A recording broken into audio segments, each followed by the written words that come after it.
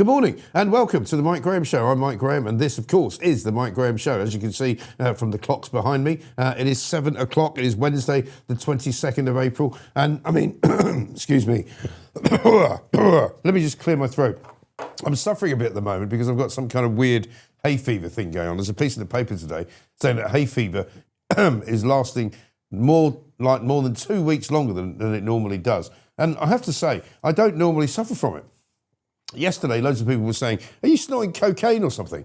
And I was like, no, I've got a terrible case of, as my father used to call it in Scotland, a stopped up nose, where my nose was running, my eyes were streaming. I've worked out, by the way, and I'm sorry, I know this is not news, it's news to me. I've worked out, by the way, that it's not actually some kind of pollen-related thing, because I worked out yesterday when I opened the window in my flat in London, and stuck my head out, my nose actually got better. So I think it's some kind of allergy to dust or something. Pooch, is that possible? You're allergic to me. I could be allergic to pooch, because it definitely got worse in the studio yesterday. So we're going to broadcast today with the windows open, which is going to be an interesting experiment, because all the people that work around us, who are not, of course, here yet, because they don't come in till after 9:30, 10 o'clock, might object to hearing some of the views that I've got. But there we are. So we might be kicked out of the premises between now and tomorrow. But no. So here we are. I would say if you were Keir Starmer right now, waking up with your sphincter twitching in bed on your own because your wife made you sleep in the spare room, you'll be thinking, how much longer have I got left?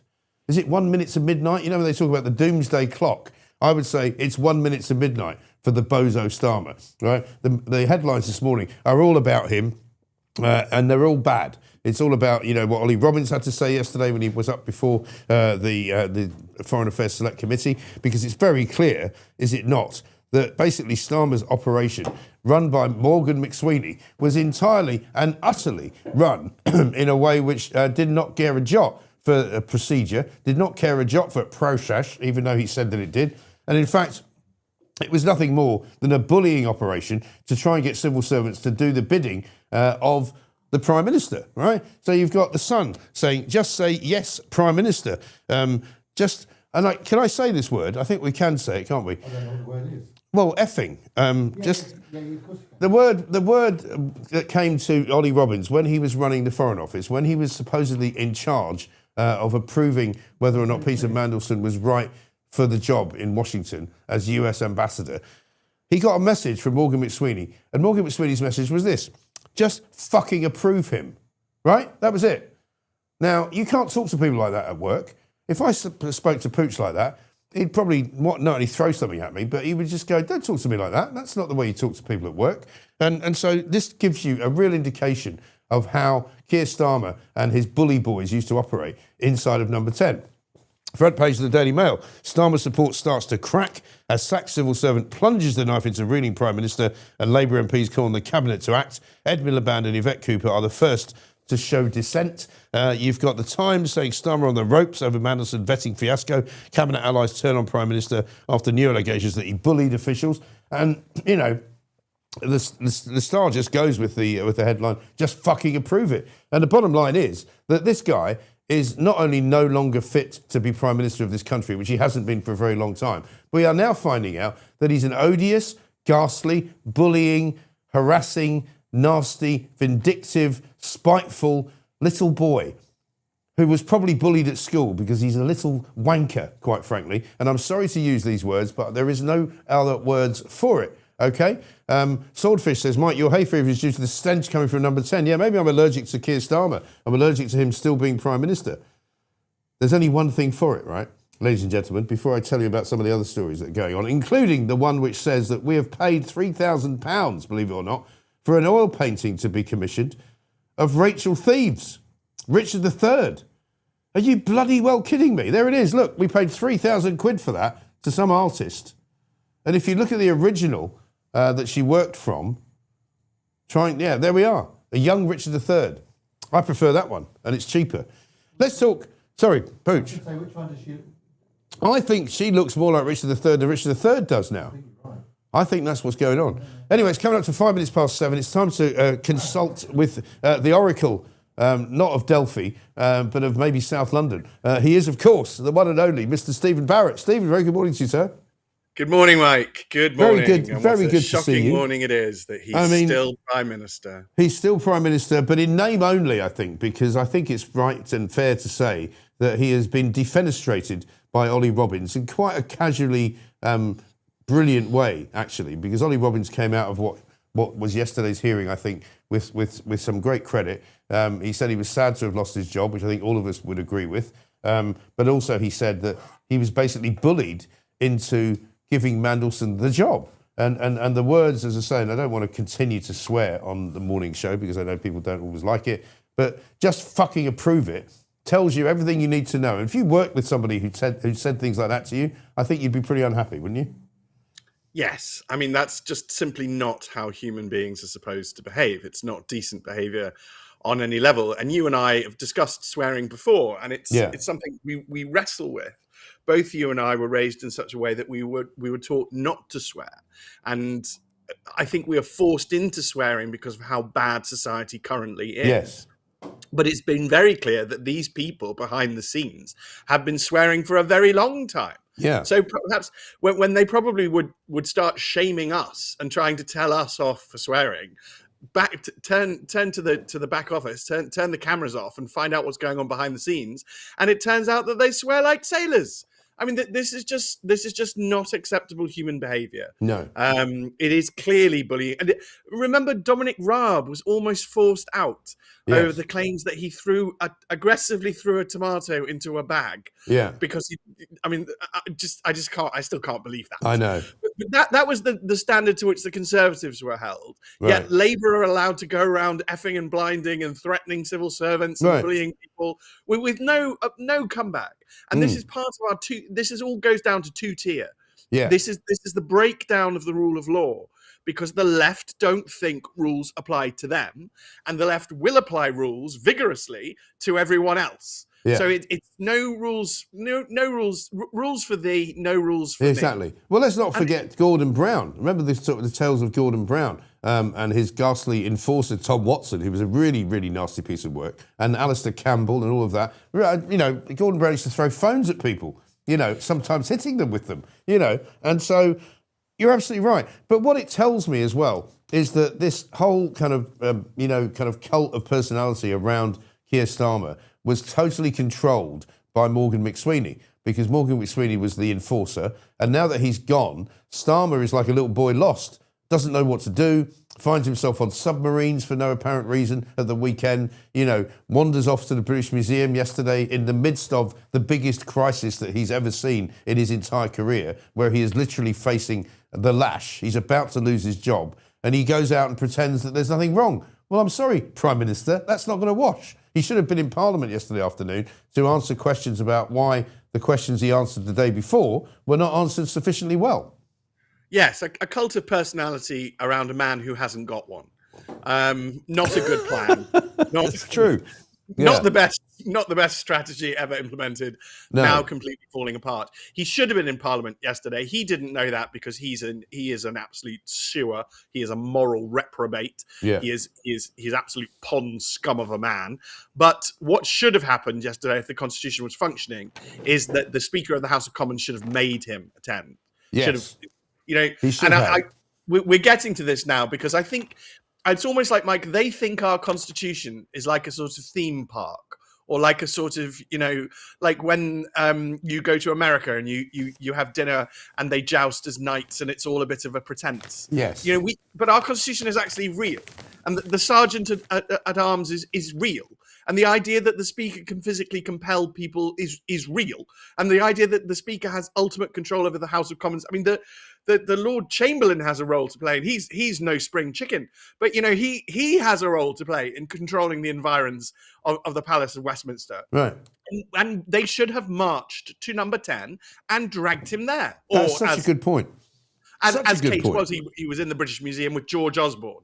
Yes. George Osborne, by the way, seems to lurk behind the George Osborne, who had dinner recently with Peter Mandelson, and Peter Mandelson's getting fined for urinating outside his house. Yeah. Again, we're just in the moral degenerate phase of societal collapse. Yeah. But why was he having dinner with George Osborne? Why is Mandelson with George Osborne? Why is Keir Starmer with George Osborne? Why is George Osborne constantly popping up? Why are the Tories in this somehow? And how do these guys continually get jobs? I mean, somebody said to me yesterday, and I think actually Ollie Robbins appears to be a reasonably decent guy. However, somebody said, "Oh, do you feel sorry for him?" I said, "No, because he's Sir Ollie Robbins, and he will probably no doubt land a very cushy, very nice number as a director of some think tank or as a director of some international company because of who he knows and the access that he can grant them. And also, let's not forget, as a senior civil servant, he will get probably a full salary pension, which he'll be able to collect from the age of about 51. So you don't feel sorry for Ollie Robbins, because once you're in this kind of cosy club, you never leave it. And that's what tells you all you need to know about Mandelson, all you need to know about George Osborne. Even if Mandelson does eventually get charged and goes to court and goes to prison for what he did, he will still be able to come out and probably make a decent living, unlike many people whose lives have been completely ruined by this hopeless and useless government. Yes, and the victims of this government are many, and so the problem is, how many can you remember? My mind turns constantly to the 3 girls murdered by Axel Rudikabana, the girls who were harmed by him, who survived, and the incredibly brave dance teacher. There are endless victims of this regime, endless, and their lives are smashed and ruined, and no one cares about them. And yes, Ollie Robbins will be absolutely fine. I've never had an awful lot of sympathy for him because of his role in the Brexit debacle. Yeah. And he is very clearly in that and to blame for that. Yes. So I'm not terribly sympathetic. And also, I mean, one of the things that I would like to point out, because there's a lot of sympathy for him because of the way he conducted himself yesterday, which was reasonably well and probably exemplary for a civil servant.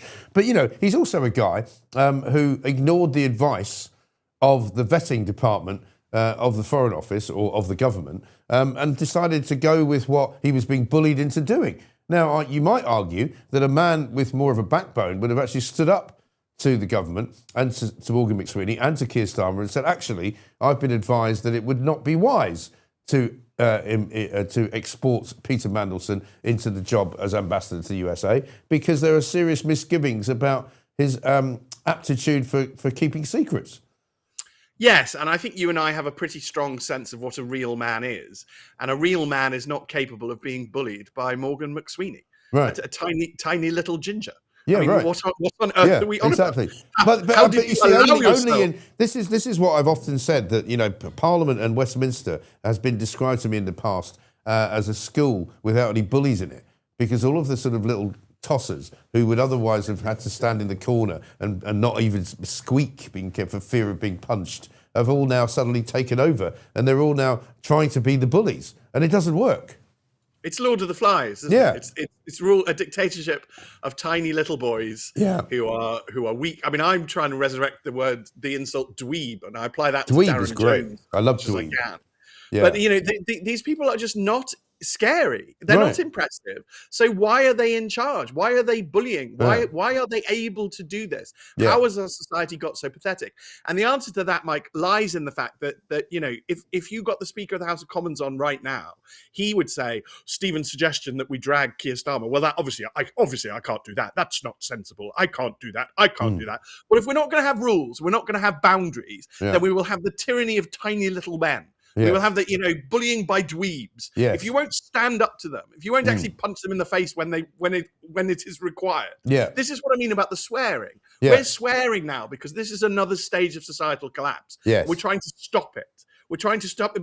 The swearing comes before the violence, and we don't want the violence. Yeah. So the swearing should be like a big alarm system going, something's going wrong in society. Yes. If a barrister of many decades good standing and character is swearing in public, then we've got a problem here. Something is not going right. And it's very obvious. If the Prime Minister will not resign, when it's bloody obvious he needs to resign, Yeah. then something's going wrong. If the Speaker of the House of Commons is so weak and pathetic that he cannot make the Prime Minister attend, I mean, to be honest, Mike, you wouldn't even need the drama of sending the Sergeant at Arms and Blackrod down to number 10 and dragging him physically there. Just threaten to do it. Then he'll cave. Yes. But the fact that the Speaker doesn't even feel able to threaten it is absurd. Well, but if we have no boundaries, Mike, we will be ruled by tyrants. Yes, exactly right. And I said this just the other day in my meltdown that, you know, how pathetic Lindsay Hoyle looked when he was throwing Lee Anderson out of the chamber, when he was throwing the woman, Zora Sultana, who I wouldn't normally support, but actually I thought she did the right thing. Because Pooch pointed out to me, and this is why we went with this particular line, it's all right to tell lies in the House, but you can't call somebody a liar. You know, there's no punishment for telling lies when they pop up and say, you know, we've reduced the numbers of people waiting on the NHS waiting list. Incorrect, a lie, an absolutely barefaced lie. When they say that we're stopping the boats, we're smashing the gangs, another lie. You know, when they're saying, you know, we're putting more money into defence, another lie. Lie after lie after lie. That's fine, but if you call that a lie, you get kicked out of the chamber. Yes, well, we've talked about this as well, which is part of two-tier, where rules only apply to decent people. So the Speaker won't threaten the Prime Minister because the Speaker probably on some level knows that the Prime Minister is an absolute moral degenerate who will just ignore whatever he says. So he's not even going to try disciplining him because it would get out of hand. The Speaker will tell off Lee Anderson, because for all the bluff and bluster about Lee Anderson being somehow morally wrong, he's not. I'm completely with him on this. Yeah, but Lee Anderson, when asked to leave the chamber, simply left the chamber. So what happens is you get rules for the law abiding, rules for those of us who will obey them. Rules, and the oiky little shoplifter who might well kick off if you try and do something. No laws apply to him. No, because you know he might kick back. That too is part of societal collapse. We must go back to the idea that there is one set of rules and that they apply equally to all of us. Right. That includes the Prime Minister. And at the moment, the Prime Minister is a rule of law catastrophe. He's part of like a rule of law earthquake, because the fact is he needs to resign. He's not resigning. And therefore, we are at this impasse where rules are fundamentally collapsing. Yes. You know, this is we've almost, a lot of the elite, and I know them and I socialize with them. You know, they have dulled themselves into a place where they think our current society is somehow immune to the rules of every other human society that's ever existed. Yeah. Our society is somehow so special that, oh no, that couldn't possibly happen here. Societal collapse couldn't possibly happen here. Rule of law collapse couldn't possibly happen here. Stephen, you're just being melodramatic. It's like, these rules have applied time and time and time again, as we can document for about 4,000 years, as we can probably prove in the historical record and the archaeological record for 10,000 years. You know, the humans don't change. And if there are no rules, people are going to notice and things are going to get worse. Yeah. That's it. You know, Morrison sacking that innocent guy. Right. There's a second, for those who don't know the story, there's yet another man, and this time a guy not for 17 years, but 29 years he worked for Morrison's, tackles a shoplifter, and he's been fired for it. 29 years of loyal service since the age of 17, right? I mean, every other human society knows 29 years of loyal service since the age of 17 is something you reward. Yes. And Morrisons have sacked him for doing what everybody would think is the morally right thing to do. And all Morrisons have done is do something outrageous, something that will indicate rule of law collapse and that will encourage more shoplifting. Morrisons are now inciting criminal behavior. Yes. That's the point that we're at. A large corporation is inciting criminal behavior. That is what Morrisons are doing. To all your listeners and viewers, please do not shop at Morrisons, because we have no other way of punishing them than this type of direct action. We're going to have to do this because we need laws back. We cannot live in a Mad Max society where there is endless shoplifting. We just can't. It's like when Rob Jenrick did that brilliant video of the fare evaders. Yeah. We simply cannot live like this. We cannot live in a world in which I pay a railway ticket and the little oik does not pay the railway ticket, because what then happens is, to pay for the entire thing, the railway ticket I pay for gets more and more and more expensive until eventually I won't be able to pay for it. No. And if we have rampant shoplifting, the cost of food will go up and up and up. And I ask your listeners and viewers, is the cost of food going up and up and up? And this rule of law failure is not merely some moral position. It's a practical thing. And that's why eventually you push society far enough and it snaps. Okay, that is, and we are heading towards the snap. It's not, and it's no good for for those who would seek to bully us, in a way, because they will be the ones that suffer. I remember very clearly something that happened when I was a schoolboy, and my father and I and my sister used to go down to the bus stop every morning on Finchley Road to take a bus down to Finchley Road station. He would go to work, we would go to school. And I remember once very vividly, a woman, a youngish woman, jumped the queue. And my dad just tapped her on the shoulder and he said, look, if you want to have anarchy in this country, that's fine. But if it's a free-for-all, you won't be getting on this bus because I'll just pull you off it. And that was kind of, the method by which I now live, because it's like, you need to protect those who are less capable than you are. But if people who are less capable than you are start trying to jump the queue, they're not going to be the ones that win out in the end. They're going to lose out. Yeah, this is why you don't go there. You don't go to rule of law collapse, because the only alternative once rule of law has collapsed is the rule of might. That's it. That's might. The rule of the strong man. That's it. Yeah. And you're quite right, Mike. These tiny little, and they are tiny. I was absolutely. I've known Starmer was short for a very long time. Yeah. I've never met him, so I sort of can only go on rumors. But he met with Emmanuel Macron, a famously tiny man, and he was shorter than him. Yes. So the idea that if there's rule of law collapse, Starmer's in a good way. He's in his 60s and he's tiny and he doesn't work out. I don't think. I mean, Morgan McSweeney, tiny little thing. Yeah. Slim as a rake. No, if there's rule of law collapse, mate, you're not in a good way. No. The slightly burlier of us would be in a better way. And this is the absolute absurdity of the position. I am trying to protect civilization. I am trying to protect the rule of law because it will protect those who are not capable of defending themselves. Yes. At the same time, if we're perfectly honest, I probably am capable of defending myself, even if we have rule of law collapse. But rule of law collapse will only, the first victims will be the most vulnerable.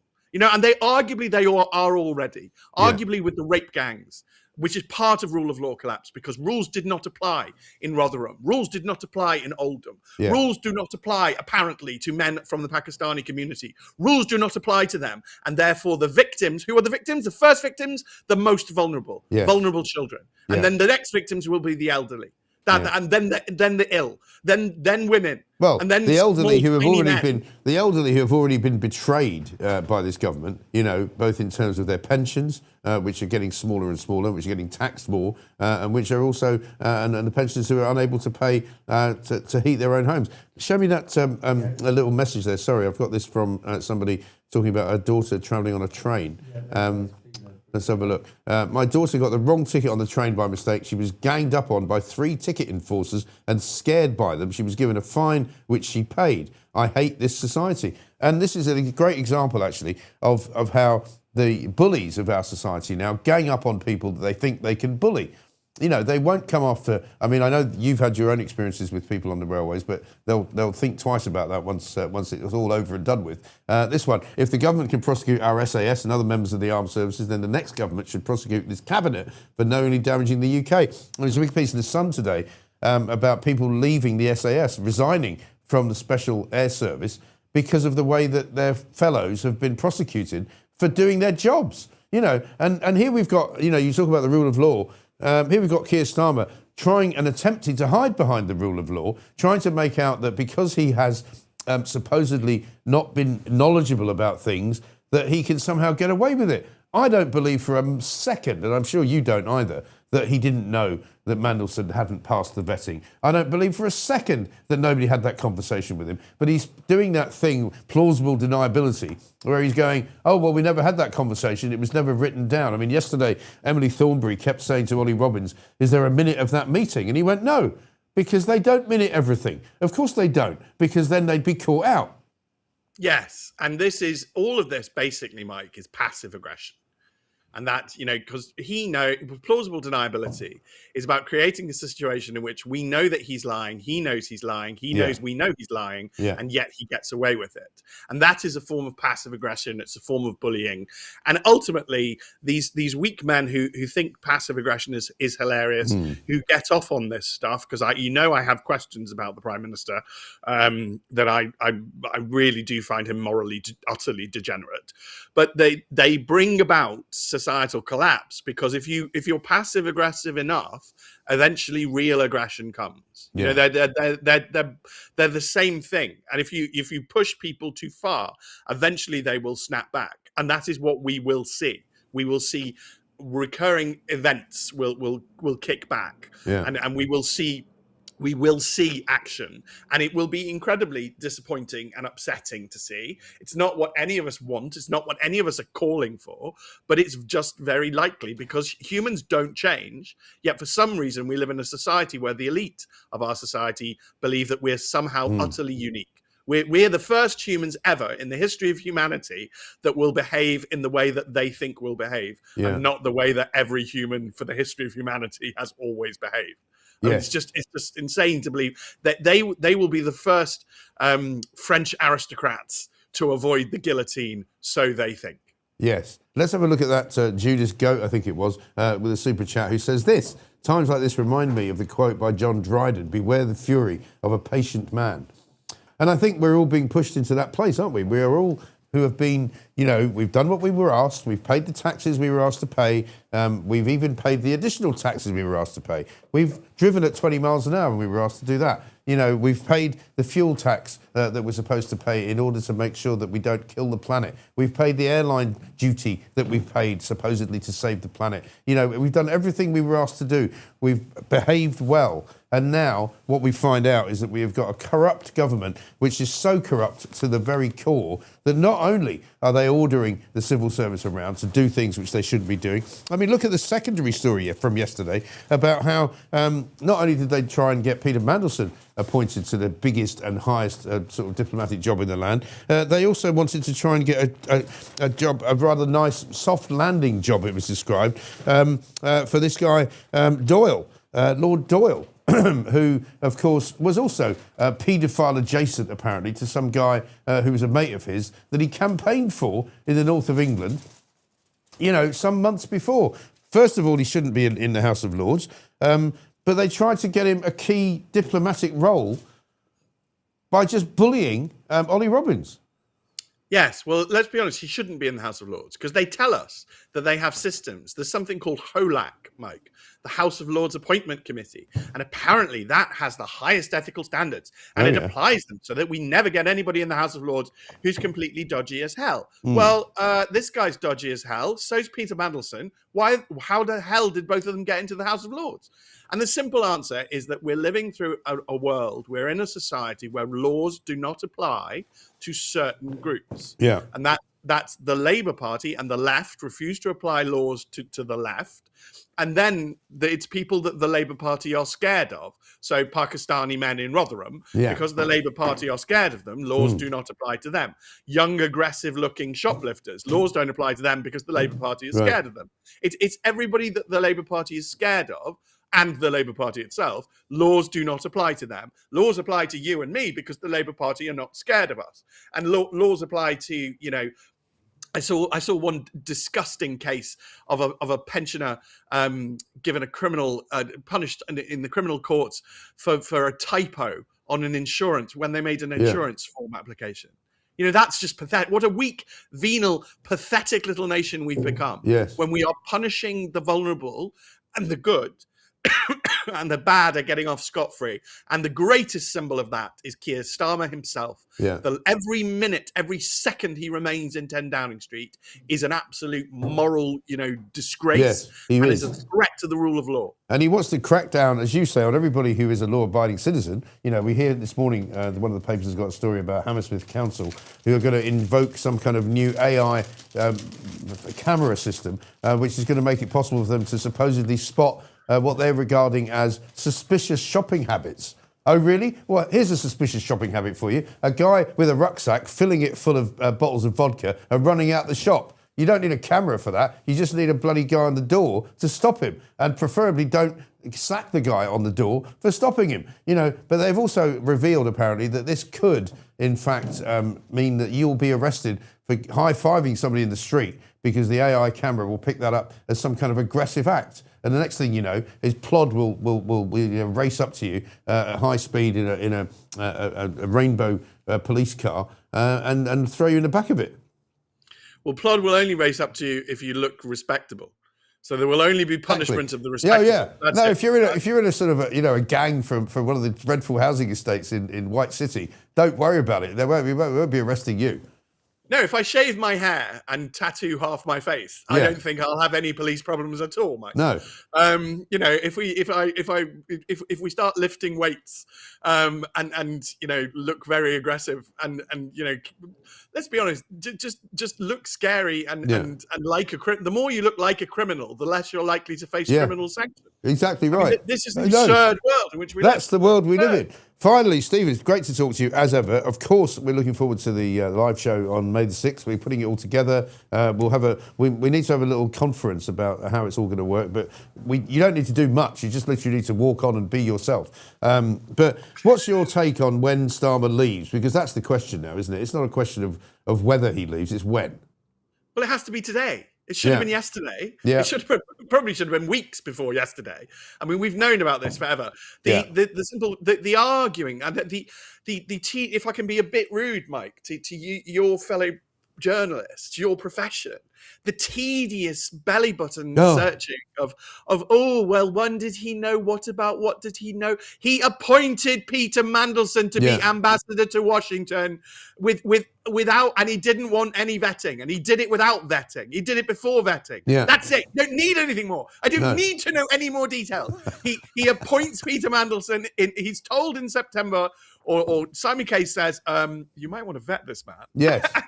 And he goes, no need for vetting. I just appoint. Right. Yes. Okay. That's on you. You did that. Right. You faced consequences for your actions. That's what you did. I don't really give a toss what happens in the January of the next year. It doesn't matter to me, January of the next year. The wrong was done in December of the preceding year. Yes. When you just appointed him. And it turns out the king told him not to.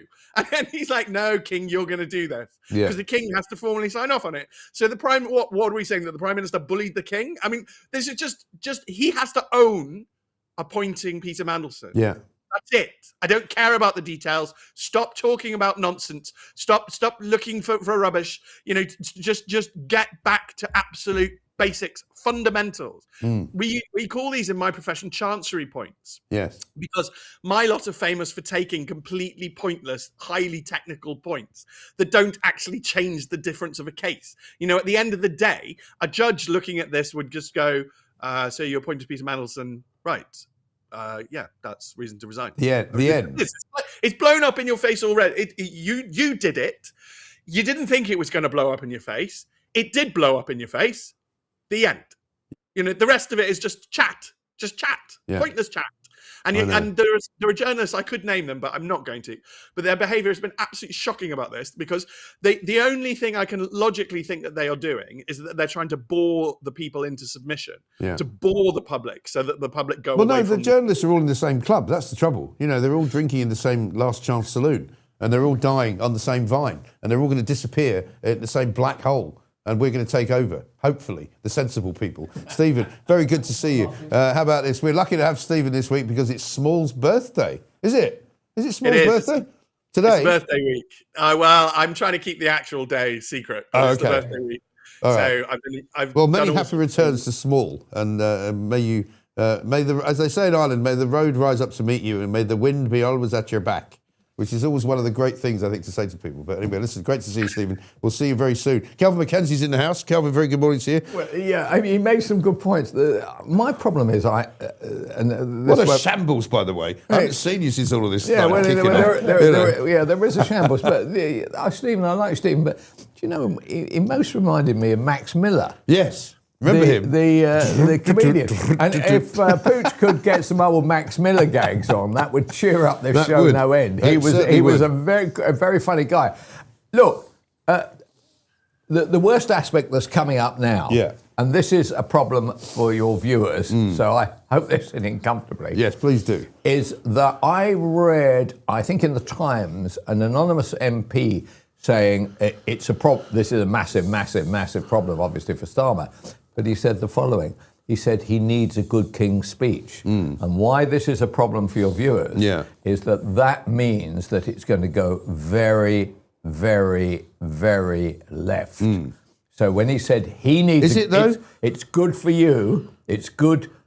When he says it's good for Starmer, that means it's going to be bad for everybody else. But you see, I'm going to come back to this in a minute because we've got to do some news. But I will counter that with my own theory. But first, we've got Edward Hughes, I think, have we? With the news. Check it out. Good morning, I'm Edward Hughes, and I'm flabbergasted by our PM. Here we go. First, he slashed winter fuel payments for millions of pensioners. Then U-turned faster than you can say hypothermia. He hiked taxes in the budget, spotted a black hole, then quietly watered down welfare reforms after his own MPs rebelled. Farmers faced a family farm, tax, cue the U-turn. Pubs got hammered with business rates. He tried to cancel local elections, reversed in record time. Even mandatory digital IDs, abandoned like yesterday's promise.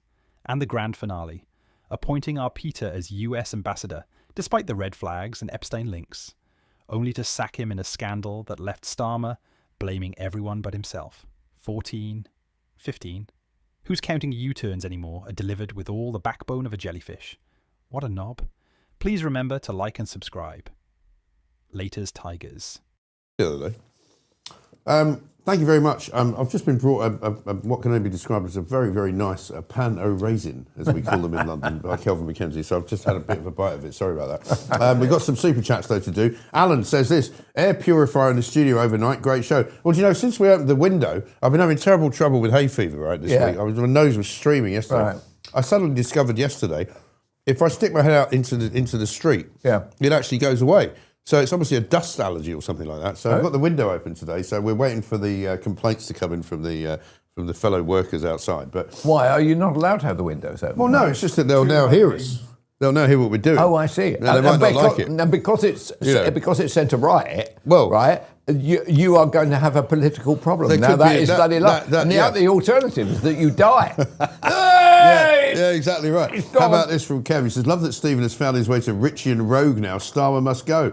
Well, I think everybody now says Starmer must go. I mean, I've been saying it since August of 2024, for heaven's sake. You said it before July the 4th. I did. I actually said, because as soon as I saw that this guy gets into power on this wave of, we're going to change everything, no more corruption, no more kind of, secrecy, it's going to be transparent, we're going to be virtuous, we're going to be moral. And then it turns out that he's got his glasses bought for him by Lord Ali. His wife's knickers have been bought by Lord Ali. He's been staying in Lord Ali's apartment in the Covent Garden. And it's all just fell apart. Anything else? Orwellian Nightmare. We've done that one. Thank you. Let's have a look. Next one up. This one from Gary. What makes me sick about Keith Starlin is that we were told this guy's better than us because of his moral high character. The absolute cheek of it. That is what people hate. That, by the way, is a very good point. Yes. So I'm Kemi Badenoch. Yeah. I stand up every single PMQs and I quote back to him. Yeah. And, by the way, not once. Remember, she gets 6 questions. Yeah. Right? She quotes back the 6 times that she nailed Partygate Boris. Yes. Okay?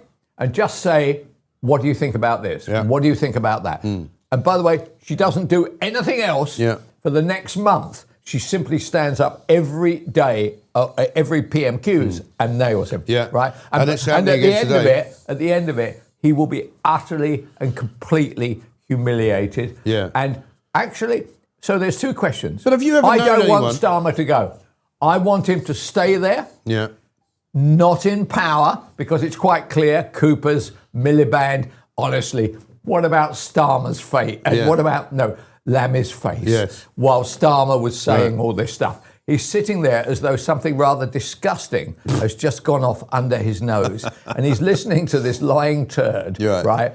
And he is saying, nothing to do with me, Squire. Yeah. I rolled up, I know. absolutely rolled up. Well, the two of them, right? Because on his right side there was Yeah. Lammy, and on his left side there was old Rachel Thieves, Yeah. looking as if she'd been condemned to death. Yeah. You know, literally like stunned like a mullet, not knowing what to do. Well, she of course has a major problem. She, under no circumstances, wants Starmer to go. No. Because if Starmer Then goes, she's out of a job. she goes, Yeah.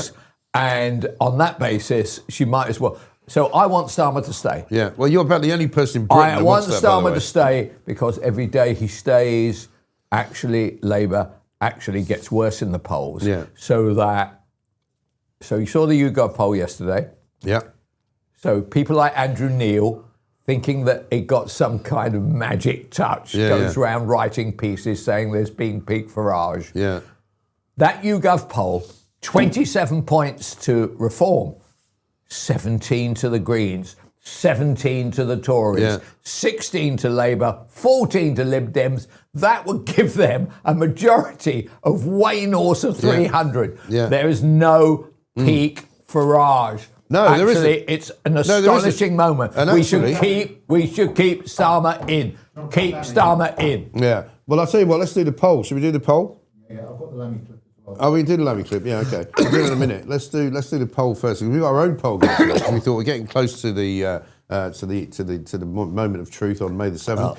Who will you actually vote for? We thought we'd ask. We know dear. we didn't put Restore in there only because they're not really standing in most of the seats. Right. Right. So check this out. This Is tells funny. you quite a lot about our listenership, right? That is Reform 94%. What do you mean tells you quite a lot? I think you do know who they were before that poll. Well, yeah, but I mean, what it tells you is this all the other thing that people like Andrew Neil have been saying. Yeah. This kind of revival of Kemi Badenoch. Oh, she's doing terribly well. She's not doing terribly well. She's doing better than she was doing. Yeah. But the point is the Tories are dead in the water because all the people that I've ever spoken to since before I was at Talk, they say we'll never vote Tory again. We were betrayed by them over 14 years. Even Boris Johnson didn't do what he said he would do. He didn't get Brexit done. He let us down on the lockdown. And he let us down personally. And he allowed himself to be bullied out of office by being an idiot.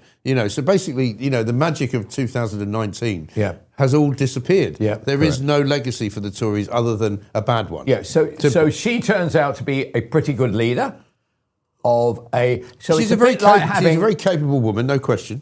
It's a bit like having a decent football manager and a crappy Yeah. team of players. Yeah. At the end of the day, it doesn't work, and people are not going to forgive the Tories.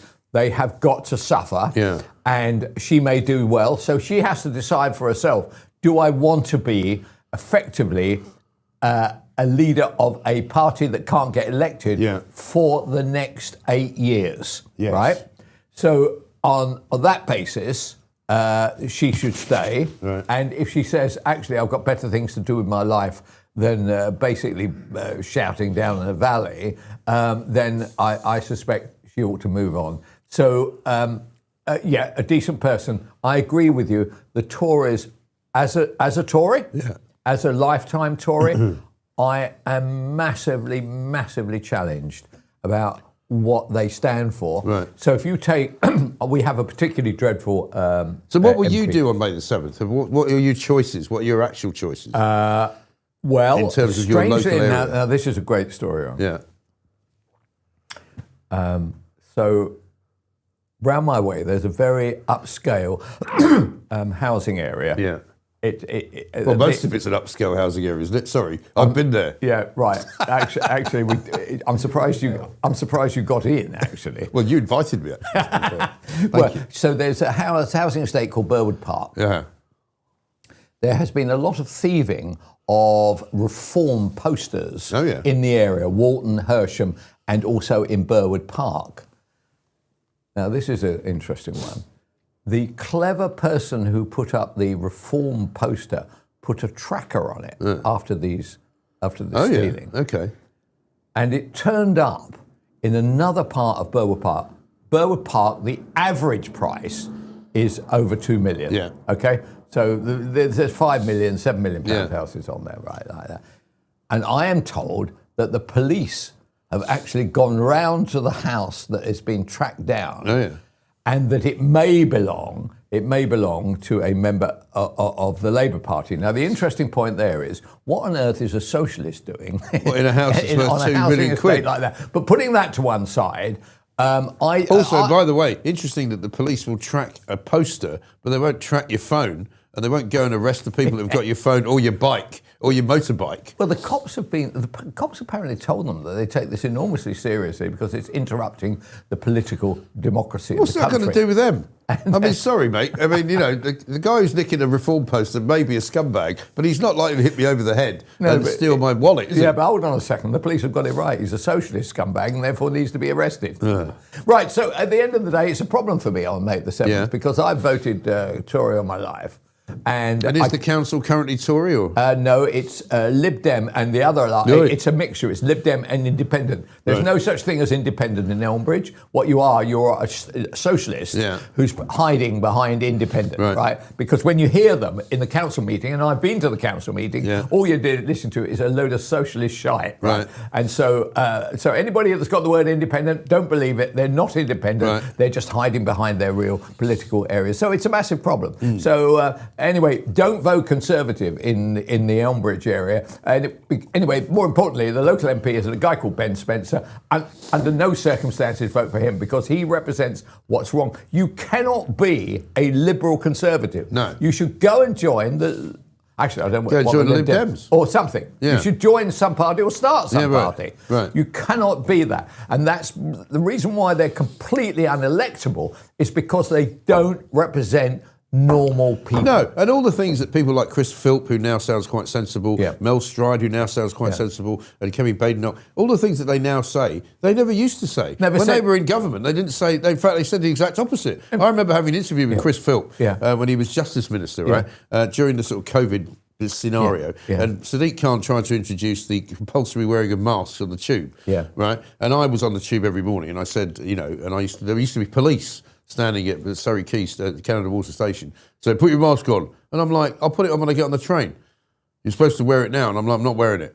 And so I said, look, what's the law? Does the law say that you have to wear a mask? And he said, well, you should wear a mask. And I said, well, that's not what I'm asking you. I said, what do you mean? And he said, well, you should wear a mask. I said, why? He said, it's the right thing to do. And I'm like, I'm not interested in the right thing to do. Is it the bloody law or is it not the law? Can I be prosecuted for not wearing one? And he didn't know the answer. Do you know what? I like the idea of you killing other people on the tube, right, just because you don't like them. So that's Listen, the way. You should stand next to... That would be my manifesto, right? You should stand next to people on the tube that you actually don't take a shine to. Do you remember that barrister chap you had on there saying that if his face was covered in tattoos, he'd be laughing? Yeah. Right. Well, he's right, by the way. You should do that. You should have got on the tube and stood next to one of those and hoped that you were giving them COVID. Yeah. Well, listen, I never got COVID, like many people, and, I'm not one of those who says it didn't exist or anything like that, but, the wearing of masks has been now well proven not to have been the point.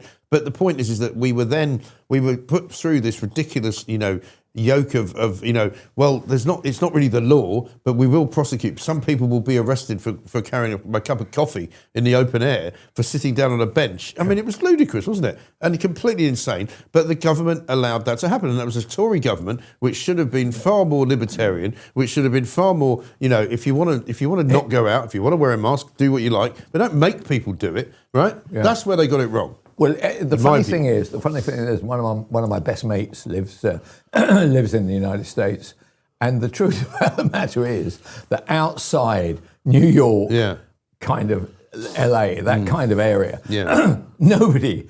It was basically buyer beware. Yeah. Look after yourself. Look after your family. Do what's in their interest. Yeah. And what did that mean? Was that everybody went to work. Yeah. Everybody went to work because everybody needed money. And what we said was, I tell you what, why don't you for the next 2 years sit at home and we'll give you 80% of your money, right?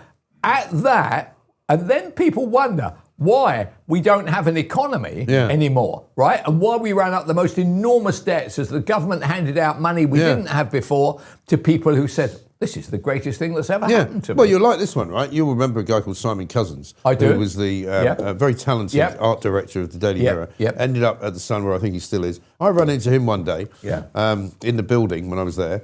in the midst of all the COVID stuff. And I said, "How you doing?" He said, "Oh, it's great." He said, "We've crossed the Rubicon. We've had a fantastic day." And I said, "Why is that?" He said, "We've managed to produce the paper without anybody in the office at all."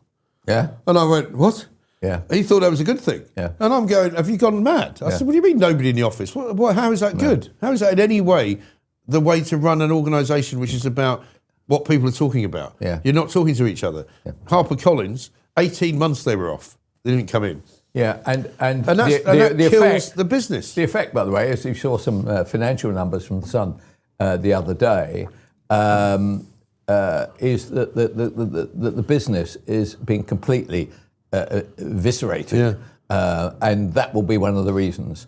And I wonder what the future. So the minute that Murdoch dies, the Sun will be for sale. Yeah.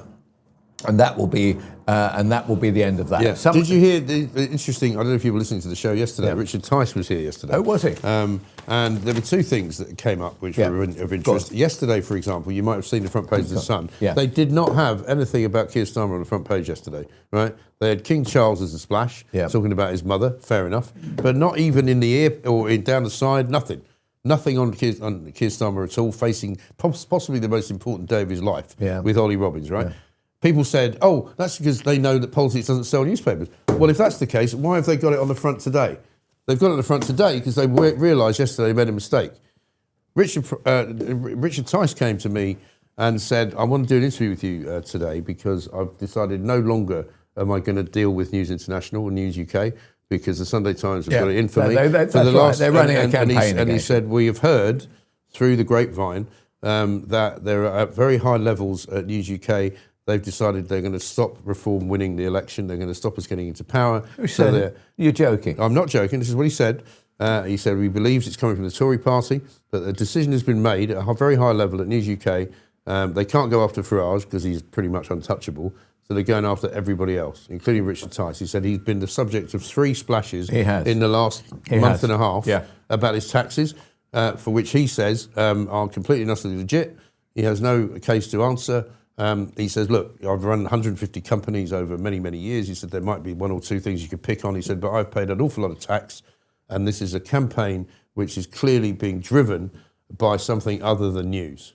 Right. Well, if that's the case, well, he believes it is. Then they're completely mad. Yeah, they're completely mad because. And he's not talking to anybody in that building anymore, including Talk, by the way. Right. Okay. Well, look. By the way, I would urge him not to do that. Okay. If I were here, I'd say, I understand it's painful for you, Richard, and all the rest of it. The way to deal with those kinds of things is just to sail on remorselessly.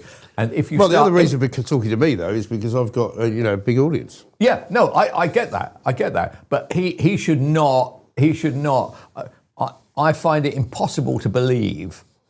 That they have they're carrying out some high-level attack on reform. Now, if they are, then I think Rebecca Brooks, who's a pretty hopeless individual as chief executive, should come out and say this is wholly untrue. Because to start saying we are going to relentlessly attack a potential government because at 27%, they win by hundreds of seats. Yeah, right. It's not ifs and buts or we're going to have to do a deal or anything like that. She should come out and say it. So I would just put the question to her: is this true? Yeah. And you have to look if she's watching, by the way, not that Brooks actually has any role in relation to the media, actually. I mean, her job is but she does control what goes on in that building. Well, she's basically Murdoch's butler, and the media comes and how to conduct the media. Well, maybe he's decided he doesn't fancy the look of reform. Is that possible? I find that hard to believe. I find that impossible to believe. I fixed up a meeting between Murdoch and Farage. Yeah. And I would have thought that actually he probably had more in. He probably had. Look, I don't really know. He's an old guy. He's basically coming towards the end of his time. But I would have thought he had more in common with Farage than any other. I would have thought so too. That's why I was quite surprised. Yeah. But there's no question that some of the stories that they've been running about Tice's tax. I mean, apart from the fact that it's completely impenetrable to anybody who's got, even a By the vague way, understanding they're of not a HMRC. vote damager. No. They're not a vote Well, no, damager they're not. because nobody... Well, do you know what he said yesterday? He said to me yesterday, he said, I've probably paid more tax in my life through my various companies and my own personal tax than every single MP on the Labour government side of that house right now. Because, and I said to him also, all of them have only paid tax with the money we've given them because they've only ever worked in the public sector. They've never actually made any money. Oh, yeah, no, they've worked out ways of spending your money. They're the spending money party. So I would say to Richard, though, by all means, don't talk to the Sunday Times, right, if they're trawling through your tax affairs. It's not a vote damager, by the way, not a vote damager. Personally, it's painful, but it's not a vote damager. Nobody gives a stuff about whether tax is paid or not paid. Almost everybody, one way or another, is trying to avoid tax. Avoid it, yeah, absolutely. As distinct from evade it. Why wouldn't you? But also the other thing that I find interesting, and I've studied both leaders yesterday and today. Yeah, right. You read the leader in The Sun about Starmer, it doesn't conclude anything. It doesn't say he should go, doesn't say he should stay. It's kind of nondescript. I mean, today they've got, the headline says, no fall guy. In evidence to MPs, ex-Foreign Office Chief Sir Ollie Robbins yesterday revealed Number 10 applied constant pressure for Peter Mandelson to be granted security clearance. Well, that's news. Isn't it? I mean, that's not a leader, is it? The sacked Mandarin also told Downing Street had a dismissive approach to the vetting process and even tried to get a second new Labour crony into a Plum overseas job. It was utterly devastating. The final what's the final paragraph? The final paragraph says, the ballooning welfare bill, flatlining economy, terrifying state of our armed forces and tragedy of 1 million jobless young people will all be ignored, which is a scandal all of its own. There's no conclusion. It doesn't say it's now time for us to move on. Remember when they said it's now time for a new manager? Because they endorsed Keir Starmer, of course, at the last election. They don't say he should leave. They don't say he should stay. But they don't have a view. No. They don't have a view. They've lost it. They have completely lost it. I mean, I don't normally do this, right? Normally I do this at The Guardian. But I'm now going to tear up The Sun because it's literally crap. I'm sorry. I'm sorry. Would you mind having a view on life? What's the point of it otherwise? No, but what's happening is they're killing their own value. And the reason they don't do it, by the way, is because they don't want to get on the wrong side. But they want to be on the wrong side of anyone, right? So they're in the unique position now of having a failing company, right? But they don't want to fall out with the Prime Minister because these people like Brooks and Co. and Murdoch like getting the invites to Number 10. They like, all his life, Murdoch has, there has been a red carpet, Australia, UK, US, towards whoever's in power, right? They don't want to lose it. Well, because it suits their business. I don't mind that. That's fine. I mean, why don't they announce that? Well, because they don't want to look as if they're toadies, right? That is the reality. He says himself, I want politicians. Actually, he's wrong now. He's completely wrong. You haven't got any leverage. Or if you have got leverage, why don't you explain to your reader / listener / viewer what that leverage is? Right. Why is it that I can't even say on a catastrophic day for a Prime Minister and for a government why it is I don't say either they should go or take my view, he should stay. Well, if you were there right now, editing it, you would go to the leader writer, whoever it was, it might be David Wooding these days, you'd say, look, like, let's take a stand here, right? Either this bullying of Keir Starmer must stop. He's done his best. He's doing the best thing he can for the country. He's stood up as the great, instigator of world peace. Look at what he's done for the NHS. Fantastic. Keep him here. Or say, keep him here because it's better if we keep him where we can see him and because we don't want anybody else in charge. Or say, time to bugger off. You wouldn't sit there and go, right, this leader, which starts off with 3 paragraphs about what we actually already know. Bollocks, isn't it? Sorry. Well, I presume, I have no idea what motivates them. And actually, whatever does motivate them commercially doesn't work anyway. No. So they have when I was there, right, it was literally, honestly, it was a cash machine. It was making 4 and 5 million a week, right? And the cash flow would have been more like 6, 7. And also that's immediate money as well, isn't it? So, you're not waiting for it. It's coming in every day. In every week, by the way. Every week. Right, today it's lost, I think in the last year it lost 50-odd million quid, which is unbelievable, by the way, to lose money. And the quality of, they don't really believe in anything. They believe in survival. Yeah. Murdoch has said, I will carry on funding a loss-making company, but don't cause me trouble as well. Yeah. Okay? Yeah. Well, actually, the whole point of media is causing Of course trouble. it is. It's either doing what the Sunday Times does to Richard Tice, which Yeah. is basically pursuing the guy, right? That's journalism. Yeah. Fine, I get that. Painful for Richard, but that is what it is. Or it's doing what I would do with the Sun, which is the complete reverse, Yeah. which is we'd be a total scandal sheet. Scorched and earth, I yeah. put it behind a paywall Yeah. so that no advertiser, or for instance, their sales director, or he's now their kind of managing director, would say, don't run that story, Yeah. mate, because honestly, Sainsbury's have just taken out a 1-year contract worth Yeah. $6.5 million with us, Right. and you've just pointed out that their lamb chops, actually most of them are bad and come from Or they're halal come or from- something, right? yeah. Halal lamb. We got to talk to Nigel Evans. He'll have a view on this actually. Yeah, go Should we do the news first or Let's go straight to straight to Nigel Evans? Nigel Evans, my good sir, how are you? Very good morning to you. Are you here? Are I'm you in fantastic. Britain? How are you? And I'm somebody who's probably sold more copies of The Sun than most people when I had the newsagent's business in Swansea. Well, you probably did, and it was a good business to have in those days. Not so much now, of course. But what do you make of what we've just been talking about? You know, the newspaper business now, in terms of its influence on politics, it's not what it was, is it? No, it's changed dramatically. I suspect you're looking at what we could call mainstream media, and people are getting access now to media in so many different diffuse ways. And you, Mike, are a perfect example of it. 5 years ago, people didn't have those opportunities. My goodness me. You know, in the 60s and 70s, I grew up with 3 TV channels.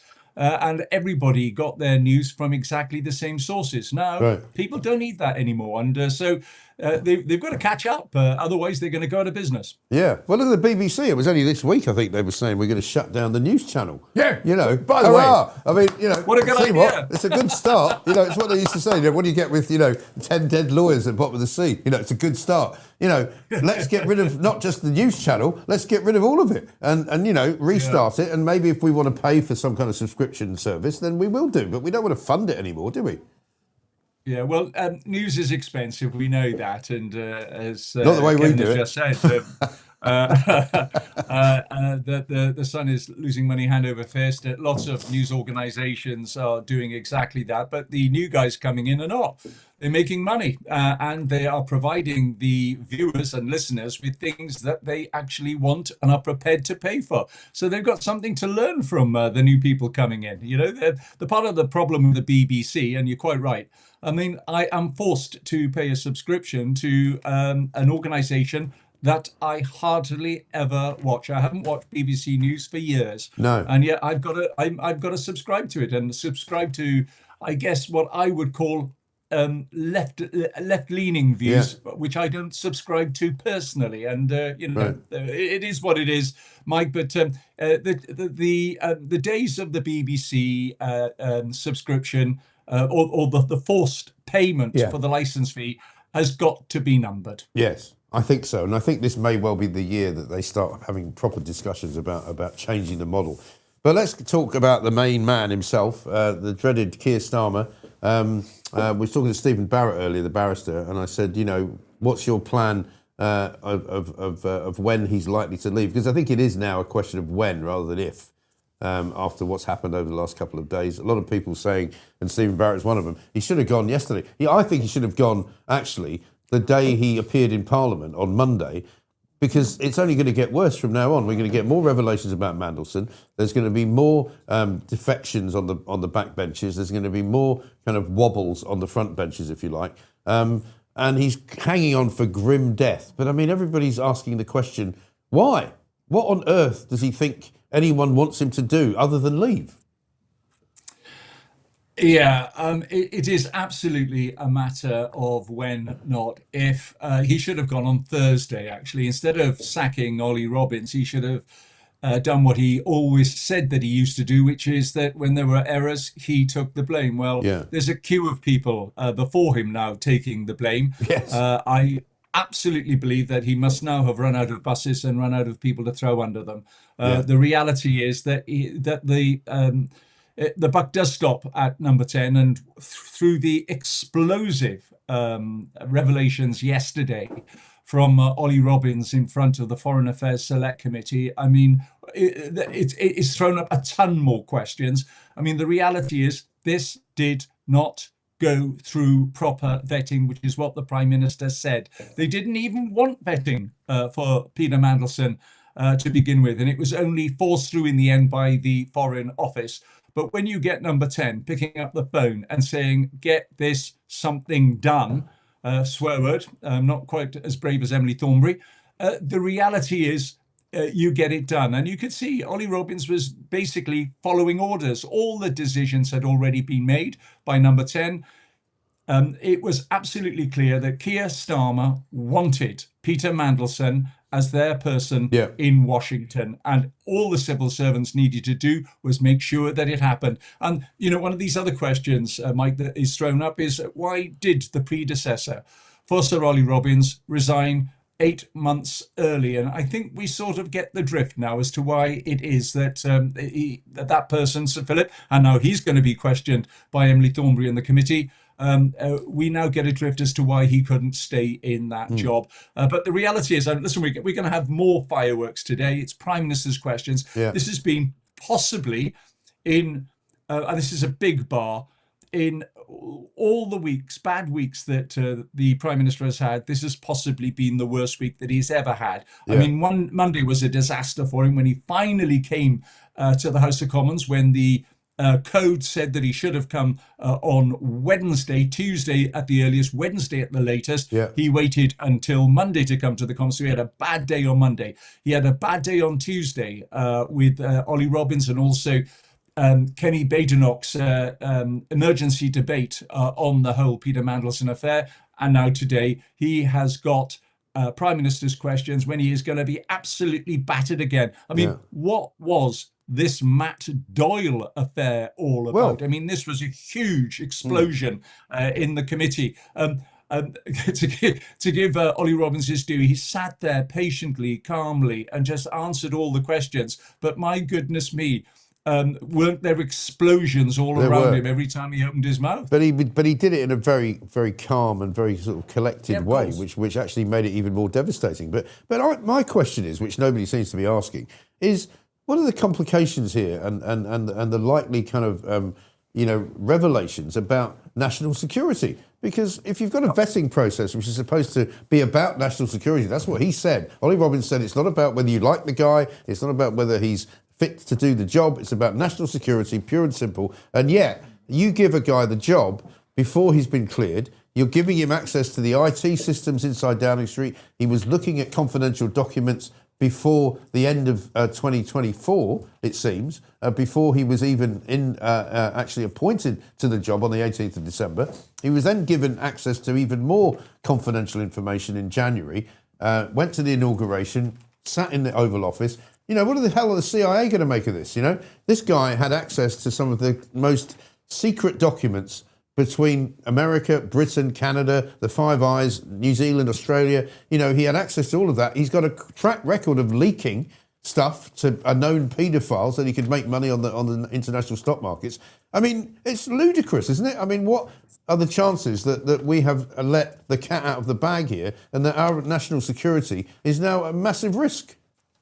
Yeah, Lord Hague, William Hague, wrote an excellent piece in the Times yesterday on that, basically saying, listen, Mandelson's record was well known to everybody, including Keir Starmer. Therefore, the civil service, as we sort of got the gist from Ollie Robbins yesterday, to try and even stop this process was useless. So all they had to do was try and mitigate it. I mean, it also begs other questions as to why Peter Mandelson was given strap 3, which is the highest level of security vetting. So you've got that going there. Listen, Mike, we know when Keir Starmer wants to stop somebody getting something, he can do it, and he did it with Andy Burnham.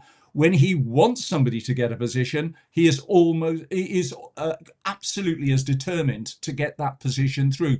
Now, he could have followed the advice of his cabinet secretary, Sir Simon Case. Sir Simon told him right at the very beginning, listen, and there's actually a trail here. This is not hearsay. This is there's a trail. We've read it. He said, if you're going to make a political appointment, and political appointments, they're rare. Only about a third of these appointments are ever political. And the civil service didn't want this as a political appointment anyway, because it's such a senior role. And by the way, we all also have to remind ourselves that in Washington, we had Dame Karen Pierce, a very experienced ambassador, and somebody who actually Donald Trump liked. So Keir Starmer could have actually kept her there, but he decided not to do so. He also then, when he got the advice for us assignment cases, said, listen, if you're going to make a political appointment, let me know who the name is, and let's get the vetting process underway. He either chose to ignore that advice or he rejected the advice, because as we know, even prior to Ollie Robbins coming into the role, the King had already approved the appointment. It had already been sorted out with the Americans, and it had already been publicly announced on the 20th of December. So it was a fait accompli, quite frankly. But and we also know now through Ollie Robbins's evidence that there were many within the Cabinet Office that were trying to stop any vetting process whatsoever. Yeah. This did not follow and that to me normal procedure. Is the shocking aspect of it. I mean, Kelvin McKenzie's here with me. Kelvin, you said that you'd like to see Starmer hanging around because it will make Labour even more hopeless than they've ever been. Yeah. But I don't see how, in the wake of these, say for example, national security questions, that you can't say that Keir Starmer has been at the very least profligate with our national security, and very possibly negligent and very possibly reckless with appointing a man who could have been giving secrets away to the Chinese, to the Russians, to anybody else that happened to be in his aura, like Jeffrey Epstein, obviously now dead. Yeah. But, you know, he's got a track record of giving away secrets. Now, that could be an offence. He had a track record of arranging for British passports for Indian billionaires, which cost him his job. So he has a track record for deception, deceit, and obviously this is what Starmer thought would make him attractive to Trump. So, but the bottom line is, when you dump Starmer is got no power now. So you've now got the Foreign Secretary coming out pissing on him. You've got Lammy looking as though he would like to strangle him. You've got Thornberry actually torturing him in a rather clever way. I thought I'd give her credit, actually. She's probably done herself quite good for whoever is the next Prime Minister. But so at the end of the day, he's powerless. At the end of the day, we don't want anybody coming in who's going to go further left. I personally don't, because I think it would cost me financially. And I also don't want Labour to have any revival. So on that basis, keep him there, keep him basically with no power, no leverage, being hated by the whole country, including his own followers. For the next 3 years, Labour will end up with double figures, right? They could end up with 9%, right? They will be slaughtered for 20 years. All right, okay. If you chuck him out, you give the rivals an opposition, give Labour a chance. Don't give them a chance. Keep Starmer in. The problem is, though, for me, Nigel, if we were to follow Kelvin's advice, and I'm not sure in 3 years' time you'll have a clue about what your name is, never mind, what's going on. So, I mean, I don't want to look forward 3 years. I want to get them out now. I want them to have such a crisis that we have to have a national election, and we then can vote in somebody sensible. And I know you won't agree with me if I say it's reform, but that's who it's going to be. But we've got to get them out, haven't we? Yeah, I talked to a Labour member of Parliament this week who said, Nigel, we are detested. And then, as you quite rightly point out, there are a number of cabinet ministers now putting their heads above the parapet. I listened to Pat McFadden on the radio this morning, basically when he was asked about the Matt Doyle affair, saying, no, that was completely wrong. When you've got cabinet ministers now prepared to criticise Keir Starmer and the number 10 machine, then know you're on the ropes. And it does appear to me that Keir Starmer has now lost all authority completely, that people behind him are basically looking down at their shoes now.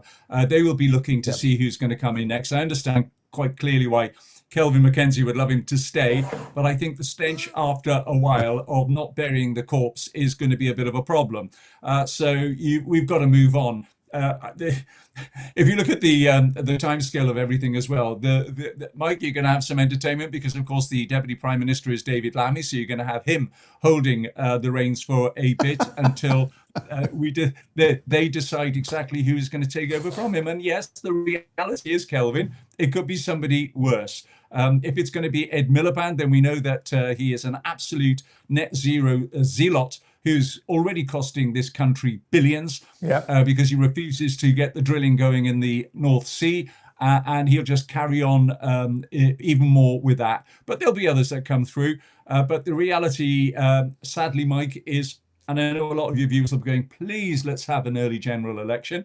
But I'm afraid the reality is they ain't going to do that because on May the 7th, you are going to see so many Labour councillors, and many of them will be good people, who are going to lose their jobs simply because Keir Starmer refused to lose his. He, as I said, he's thrown everybody else under the bus. A former cabinet secretary, Lord Sedwell, has written in the Times today in the letters section to basically say, Ollie Robbins did no wrong, give him his job back. It's exactly what he ought to do. The wrong person has gone. Keir Starmer should have fallen on his sword, but my goodness me, doesn't he cling on to... he's not even clinging on to power because I think his power base is completely destroyed now. All he's doing is clinging on the key to number 10. That's about it. I know. It's absolutely shocking. And I don't know where it all ends. But anyway, listen, Nigel, great to see you. We've got to rush. Thank you very much indeed. Nigel Evans, there, former Deputy Speaker of the House of Commons, former Tory member for Ribble Valley, of course. We're going to speak now. Should we get news or are you not worried? Not bothered about that. We'll go straight through. We'll bump Edward Hughes.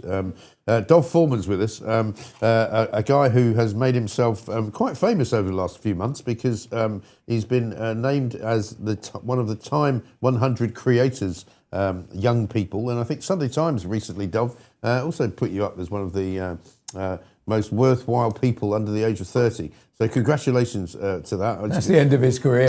Yeah, I mean, unfortunately, those years have long since disappeared from my particular no, you were scenario. one of the 60 under 70 to watch. Right? Yeah, miles an hour, obviously.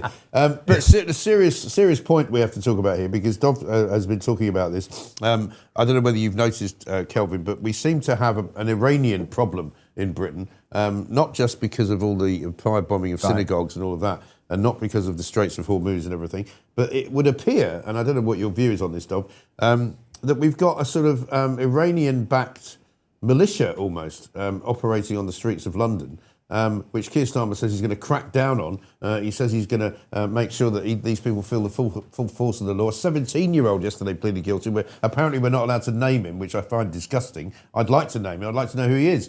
Who's pleaded guilty to the Kenton synagogue attack. What can you tell us about this, what would appear to be an IRGC-funded operation?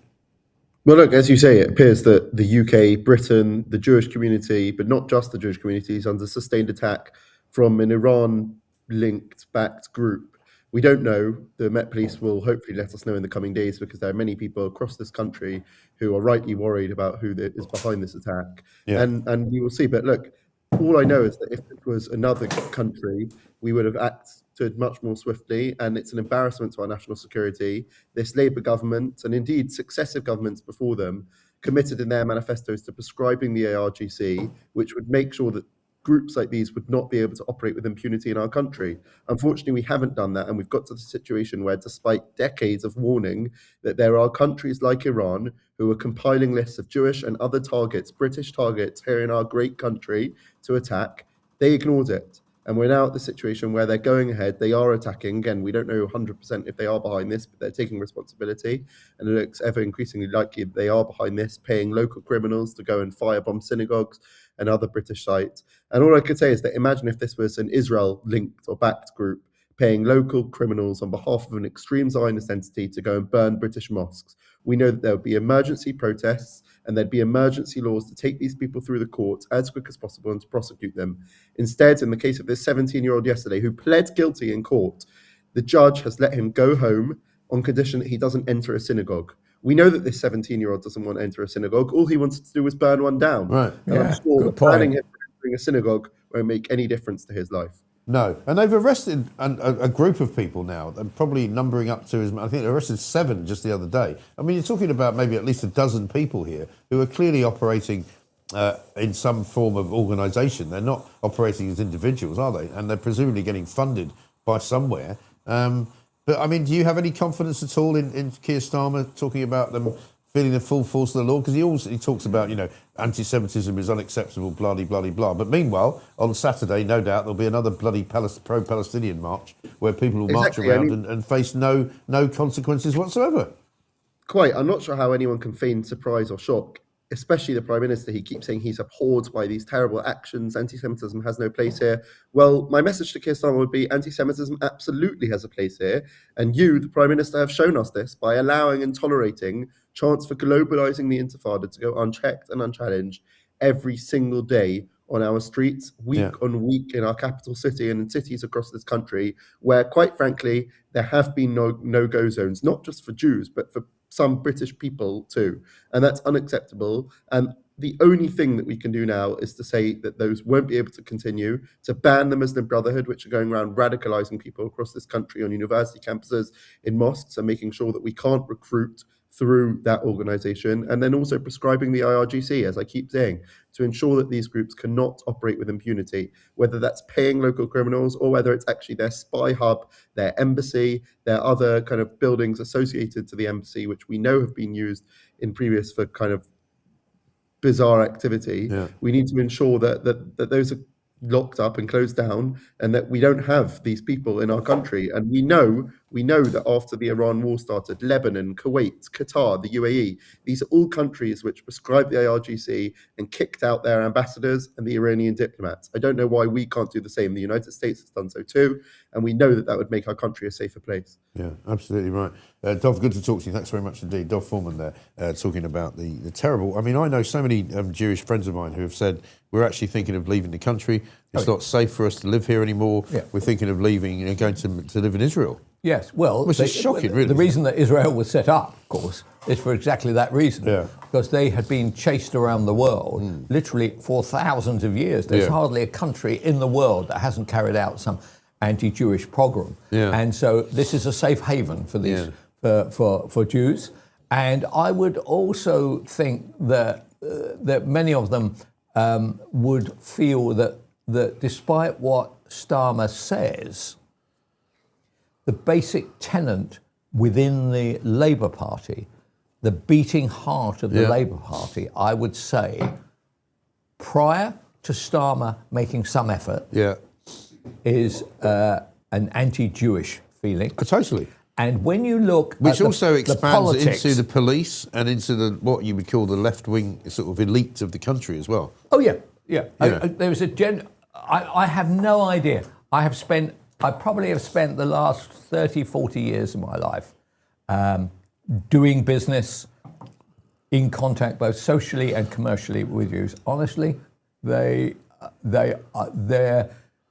humour, their family relations, their commercial acumen, right, which is matched, by the way, by the Asian business people, and especially the Yu Hong Kong lot that have come in. Honestly, fantastic for our country, by the way, those people coming in.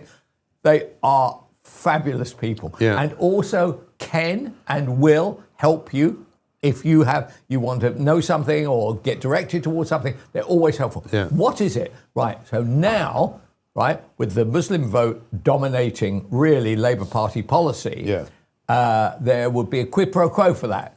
Yes, we will give you your vote, we will give you our vote as the Muslims, if you do one thing for us. If you come out as being anti-Jewish, you can have our vote. And if you don't go far enough, we'll either set up our own candidates or we'll go to another party who will be anti-Jewish. If you're sitting there in your country, in the UK, and you're listening to this, and especially if you're a bit older, right? So I would say if you were 50 or 60, you're saying to yourself, I tell you what, I think I'll go and live in Israel my last 20 years or 30 years of my life. Because actually it's less unpredictable. Even though there are missiles coming every day, they know how to protect themselves. You've got more chance of being murdered or attacked in London, actually, as a Jewish person than you have in Israel. or felt that you couldn't wear a yarmulke or anything out there, because if you went into some areas of this country, for instance, I don't know whether you've seen today's Telegraph story, have you, about on Facebook and Gumtree, ads from landlords. Oh, I saw a tweet from you on this.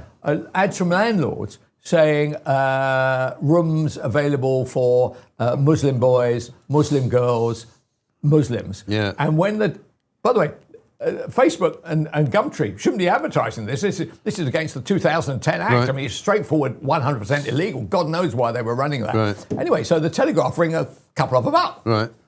And one of them, and so they say, would you take me as a non-Muslim? And one of them said, go away, and put the phone down. Another one said, no, and put it down, right? Look, this is an issue. Right. If, for instance, a Jew did that, a Methodist did that, a Catholic did that, a Christian did that. Or you said whites only. Yeah. Or no babies, right? No Yeah. Irish or any of that stuff, right? That's stuff from 75, 80 years ago. Yeah. So there was definitely a feeling in this country, I think, of being anti-Jewish. Yeah.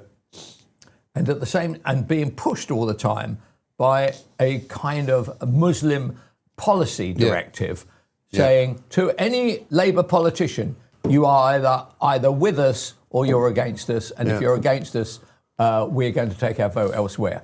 Yeah. Yeah, there's the advert there on the screen. Oh, is there? 1 minute walk to the bus stop. That's all right, isn't it? Private parking, garden, all bills included, food facility available, fully furnished, 3-bedroom house.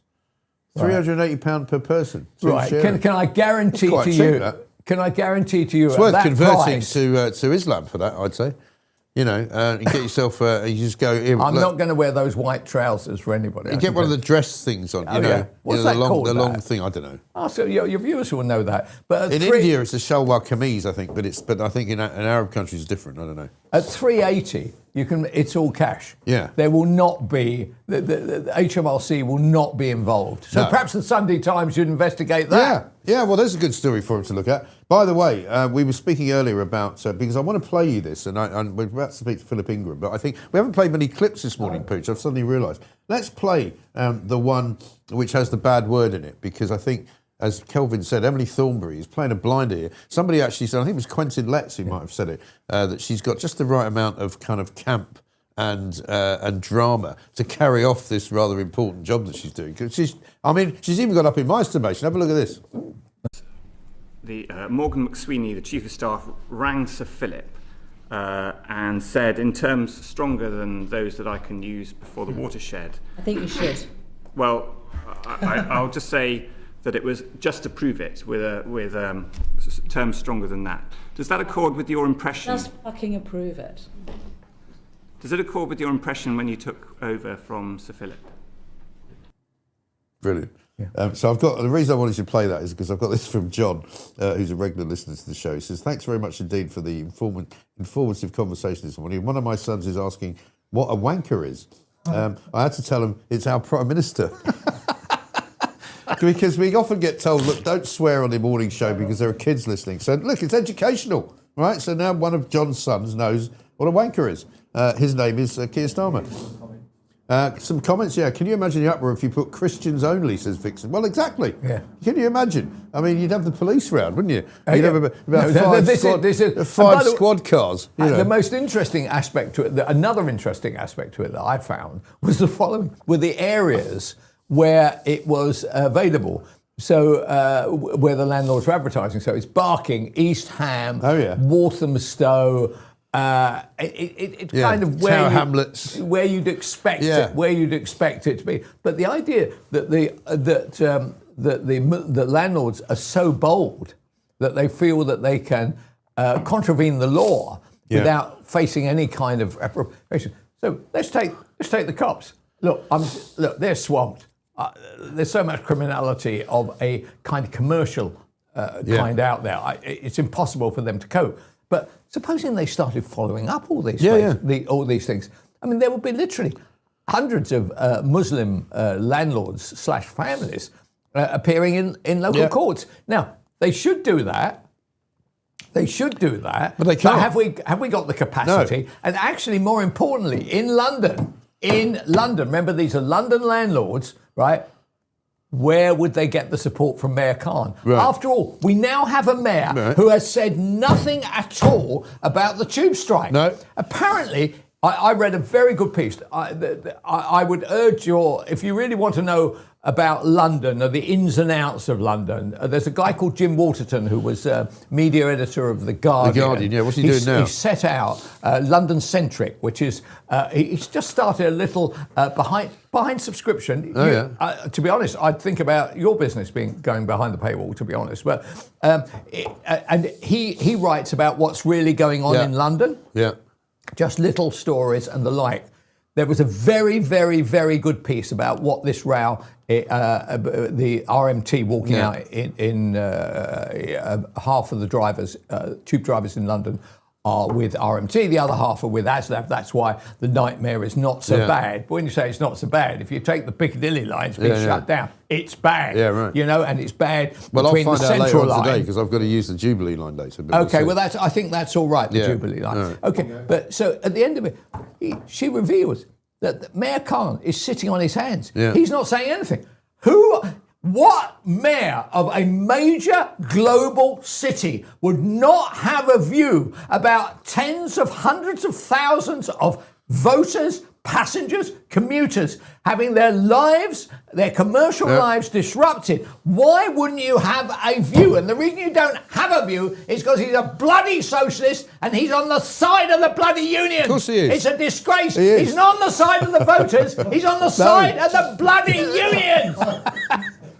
Taxi for Kelvin McKenzie. He's gone. He's gone early. So he's gone a bit early on that one. Yeah, listen, we've got to talk to our next guest who's here, Philip Ingram, MBE, no less. But listen, you're right. The strike is an absolute disaster. It's terrible for London. But anyway, listen, Philip, sorry about that. We had to keep you waiting. For very good to see you, by the way. Thank you for joining. I think, is this the first time we've had you on the Mike Graham show, the new Mike Graham show? I think it is.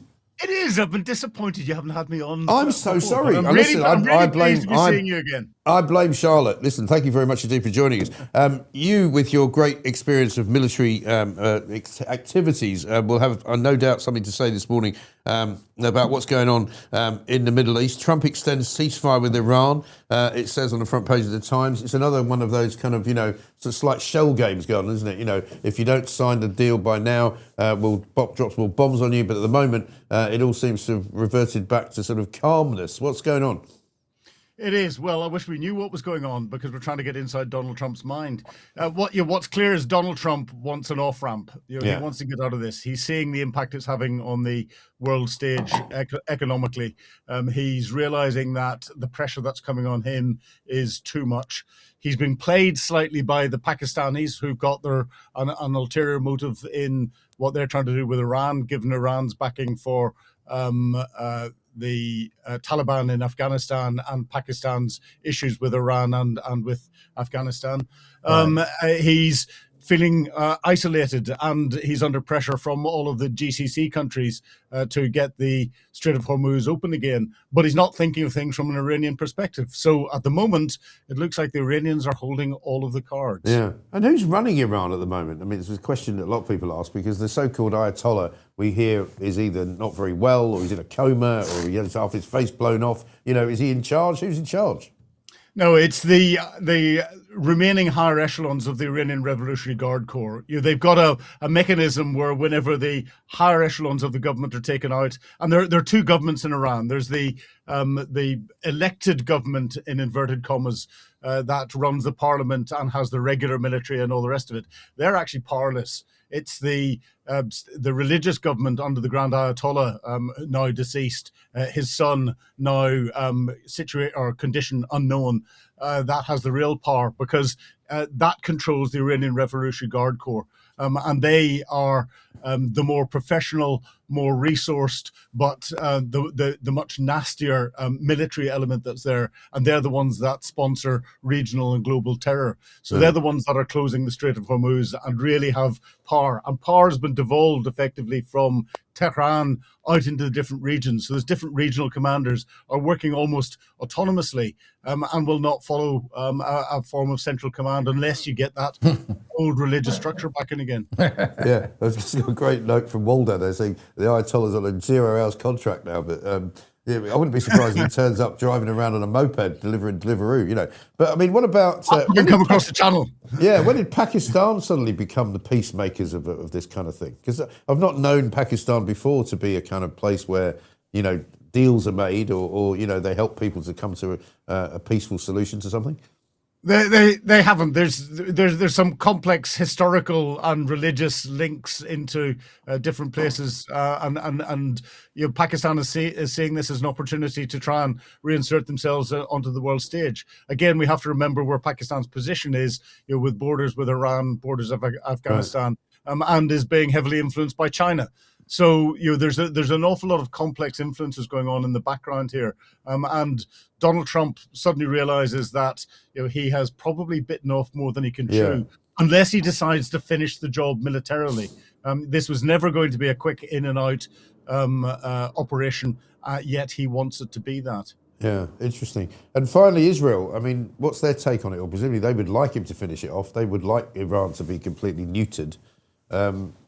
But they're not getting their way at the moment.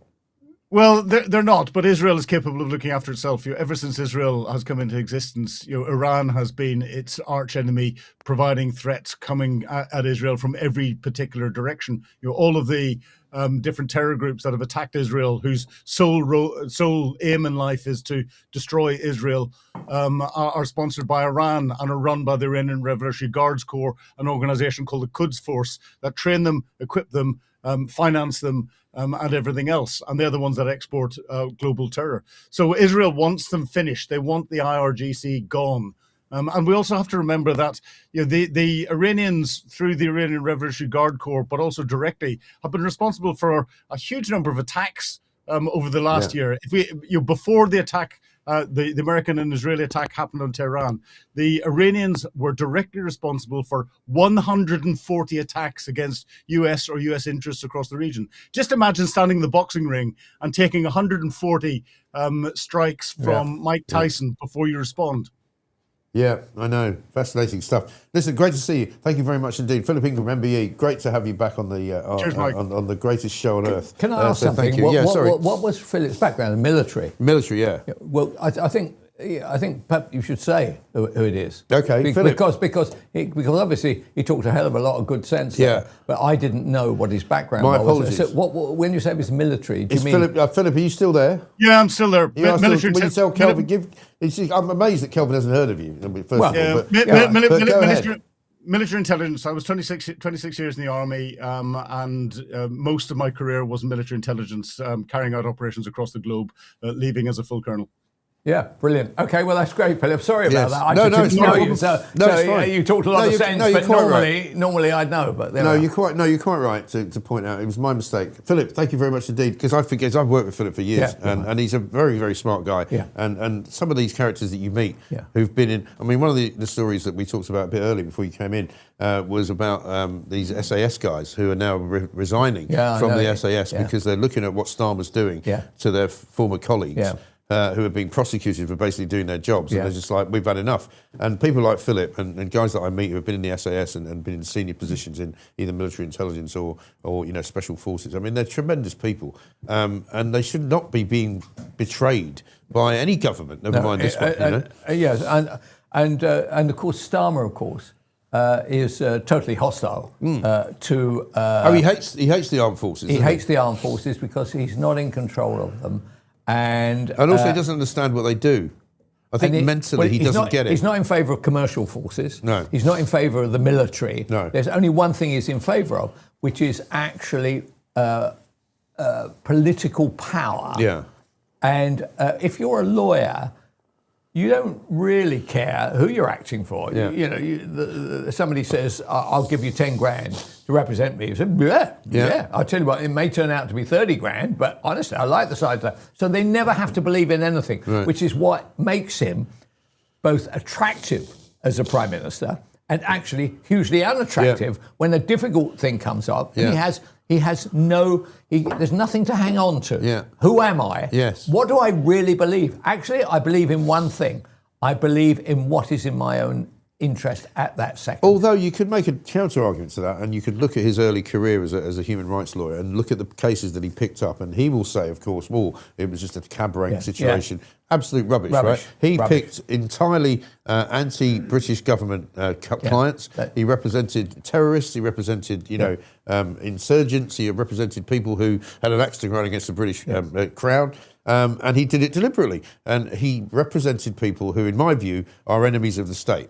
And he couldn't have done that by accident. No, that's absolutely, because his phone is ringing all the time, or his clerk's phone's ringing all the time, and he has a choice which ones he goes for. Also, he worked for Matrix Chambers, didn't he? I think, which is a very much a sort of left-wing legal organisation. Yeah. They're famous for representing those kind of people. Right. That's why you go there. So when reform get in some form or another, right?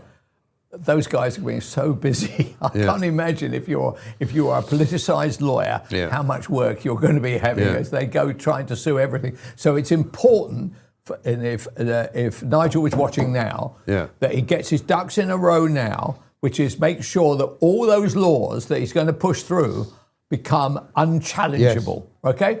Just this is what we're going to do. Yeah. We are discarding this, and this, and this is the fabric which we're going to go through. Because I'd be concerned if I were Farage that everything I try and do ends up being stuck in the high courts for years on end, and nothing gets done. Well, this is what they tried to do with Trump, wasn't it? Slightly differently, but the sort of the Democrat states basically trying to bring cases against him personally for either malfeasance or for irregularities about his businesses, all sorts of things. None of which worked, by the way. But they spent an awful lot of time and an awful lot of public money trying to prosecute and privately sometimes sue the President of the United States of America in order to get him impeached.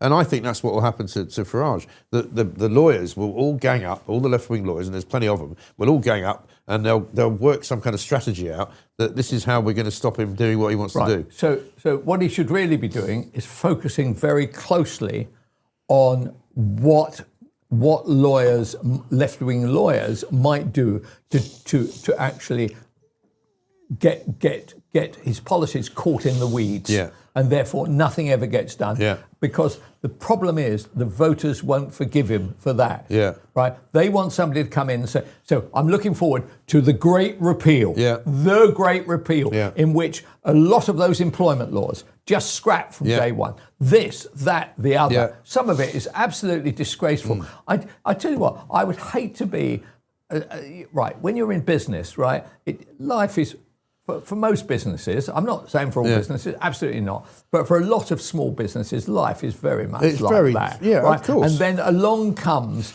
a left-wing government that makes it like that. Yeah. And in the end of the day, you've just lost an order, or one of your great colleagues has just announced they're retiring, or something's happened to you. And then on top of that, you see the government attacking you, and you think to yourself, I tell you what, I am not doing this anymore. Right. And honestly, I feel sorry for that. And an awful lot of people are doing that. Now, we're going to talk to Ola Minahan in a minute, but I've got to show you this, right? Because I don't know if you've seen this. There's been, and if you look on page 5 of the Daily Mail, you'll see it close up. Apparently, we, as the taxpayer, have commissioned an oil painting of Rachel Thieves, otherwise known as Richard III, to you people, good people who watch this show. I don't particularly object to the painting, although it makes her look a little bit more interesting than she actually is. But apparently, we have paid £3,000 from the public purse to commission this painting, which is the height of vanity, isn't it? I mean, you always know when politicians have reached, peak vanity when they start to commission photographs. Why didn't they use the original? There you go. There it is. She actually looks more like Richard III than Richard III does. Have you got the current picture? We've got the current picture as well. Here it is. But there it is. Oh, there it is. Yeah, there it is. There. Can you go back on it slightly, because she's? You can see her legs in the other picture. There's a bit more. That's it. That's the one. Yeah. But but who commissions a photo? I mean, have you ever commissioned a photograph of yourself or a portrait of yourself? No, but no, I haven't. I tell you, who does enjoy it. Old Murdoch enjoys the old picture. Oh yeah. But look, he's a great man. Have you ever been into one of those houses? And I mean, you're a good friend of Richard Desmond. You don't have to give anything away here, but Richard Desmond appears to me to be the sort of guy that if you walk into his massive mansion in Bishop's Avenue... No, he sold it. All right. Well, if you did, he would have a massive portrait of himself as you walk in. Because I once went... My dad was a massive golfer, and he became good friends with this guy who ran Vision... Do you remember Vision Hire, the company? Yeah. Which was a massively successful like TV hire company, Yeah. right? And we went to his house for dinner once. I was about 12 or something. And he had this massive big house, this was Eaton Square or something. Yeah. And you walked in, and there was this huge, like, ceiling to floor portrait of him and his wife. Of him and his wife, right? Painted, obviously ordered by him. Yeah. And I thought, and even then I thought, what sort of a maniac has a picture of himself on the wall, you know, like life size? I'm assuming Rupert might have something like that. I don't know. No, he doesn't. No. Give him his credit. He has to, mind you. There is a big photo, a big portrait of him in the News UK building. Is there? Oh yeah, it's absolutely bloody I don't think ridiculous. I've seen that. Where is that then? It's up on. Well, you wouldn't have been up on the management floor, No, I would you? haven't. No, I Because was they're there trying several actually times. to keep No, people that's like where- you out. No, that's where HR was. I was there quite a lot, funnily enough. I tell you what, the best one I remember, right? Right, there's like he had a big office. Yeah. Not now, but it had wooden doors. And I remember there was a guy called David Montgomery, was the editor of yeah. the News of the World, and he went on Remember to have him? a I very don't like you, and I successful- don't like your newspaper. That's that David Montgomery. Yeah, that one. Well, I was waiting outside Yeah. to receive a rather good kicking about something Quite- on Sun quite or something. right. He was the editor of the News of the World, and he was inside, and all I could hear, which was that phrase of yours, with Murdoch saying to him, "I don't like you, and I don't like your newspaper." And I Right. thought, well, that's fair enough. I didn't like David Montgomery either. He's not a very likeable man. No, he's not. No, he's not. I mean, he's a what you might call in the old days an asset stripper. He likes to buy things and completely destroy them from the inside, and basically reckon that he can run everything on the cheap, doesn't he? I mean, that's basically his. But actually, MO. funnily enough, he was ahead of his time because that is exactly what's happened. For instance, at the Sun or the Mirror or any of those. As the revenues have collapsed through advertising, they've had to fire all the rather overpaid journalists. Yeah. And the only person they need to get rid of now is the rather hopeless CEO, Rebecca Brooks. Who somebody told me she was getting paid $3 million a year. I don't know what that's for, but it may be for writing editorials in which instead of saying Starmer must go or Starmer must stay, say Starmer must go out and have a cheese sandwich or something. Yeah, exactly right. Right, on the screen for you now, 1 second. Go on. Hold on, the question. Just what is that? Mike should have his portrait done for the studio. There you go. Oh, there is one. Yeah, somebody actually did me. Somebody actually that's sent me rather that. nice. What do you think of that? Very attractive. That's when I was a bit fatter. It's got your good side. It's when I was a bit fatter, right? So we haven't found a place to put it up yet, but yeah, it's me and my former time before I lost all the weight. But that's all right. Question for Kelvin. Have you? All right. Go on. There you go. Did Kelvin ever meet Kerry Packer? Have you got any stories? Did you ever meet Kerry Packer in Australia? Well, the only story I remember about him is a mate of mine, David Hill, a fantastic guy who ran Sky Sports and Fox Sports in America. He's the Aussie guy, right? Yeah, I met him. He's great. Very Yeah. nice guy. Yeah. He said he went round to Packer because Packer wanted to hire him. Yeah. No, he was working for Packer. He was working for Packer. And he arrived, and Packer was still wearing rather old-fashioned pants Right. and just a singlet. And all that kept on hanging out of the side of his pants were obviously his genitalia. Oh, dear. And he found that a less than attractive aspect of Kerry Packer in more ways than one. Yeah, he was packing Yeah. heat. But Do you know what? He said? He came in to do a bit of consulting at the early stages of when the sort of transformation was being made from talk radio to talk TV. And do you know what he said to the management? He said, "You know what you need to make talk TV a success?" He said, "More people like Mike Graham." Is that what he That's said? what he said, and he became a good friend of mine after that. Oh, yeah. because he really liked. He said, "You're the only guy here that knows what he's doing." Yes, because you had a view, and it was a populist view. Yeah. Now the trouble now is that what news don't want is they don't want anybody with a populist With a view. populist view, and yeah. therefore they're trying to be populist without populism. Yes. Right. And actually, it's not possible. You so can't what do they it. should do, and if you're watching Rupert, you should sell it. I'd buy it. right? Buy the whole lot. That's the whole lot. The Times, the Sun, everything. You buy all of it? Buy the whole bloody lot. Where would you get that kind of money from, though? There's plenty of revenues there. Yeah. You get funding, right? But you should bail out of London because, honestly, you've had a good run, and the world as it is now doesn't suit you, right? And you've lived too long. So if you do us all a favour, flog it to me, and then we'll make it a success, and I'll send you a Christmas card every year. Well, you can't say fairer than that. Absolutely brilliant. Now, I've got a couple of interesting messages coming in. These are actually coming in on the Substack. This one here, which says, I did know about the fact that I just assume all meat I eat is halal. Hospitals, schools, restaurants, fast food places all serve it and don't tell you. It's very wrong. Yeah. You can hardly find a high street butcher who isn't halal these days. Yeah. We should be given non-halal meat. If I wanted it, I would ask for it. But apparently you can't do that. So that's an interesting point. Maybe we'll look into that in coming weeks. We'll get an investigation going. Are we going to speak to Orla now? Is she here? Some news. Oh, some news. Okay. Sorry. Edward Hughes has been twiddling his thumbs for a while. I hope he's got something decent to tell us. Go on then, Edward. Good morning. I'm Edward Hughes, and I'm flabbergasted by our PM. Here we go. First, he slashed winter fuel payments for millions of pensioners. Then U-turned faster than you can say hypothermia. He hiked taxes in the budget, spotted a black hole, then quietly watered down welfare reforms after his own MPs rebelled. Farmers faced a family farm, tax, cue the U-turn. Pubs got hammered with business rates. He tried to cancel local elections, reversed in record time. Even mandatory digital IDs, abandoned like yesterday's promise. And the grand finale, appointing our Peter as US ambassador, despite the red flags and Epstein links, only to sack him in a scandal that left Starmer blaming everyone but himself. 14, 15. Who's counting U-turns anymore are delivered with all the backbone of a jellyfish. What a knob. Please remember to like and subscribe. Right. Later's title. So what are we doing now? Just talking bollocks. Apparently we're just about to talk bollocks. That's the instruction. That's the kind of instruction I get from that's my what producer. You need from, that's what you need from a director-producer, isn't it? I actually don't need to be told that because I do you can do that automatically. Almost automatically. A couple of other stories to talk about, actually, since you're here. The BMA, apparently, according to the front page of the Times, agreed a deal with Wes Streeting, right? 2 days before they went on strike. So he's now throwing them under the bus, basically. Well, the bottom line is that under the deal, anybody who came out as a junior resident doctor from day one makes 50 grand. Yeah. And the senior guys, i.e. they get up to registrar, I think, actually, they make 100, right? You know what? In a Google world, right?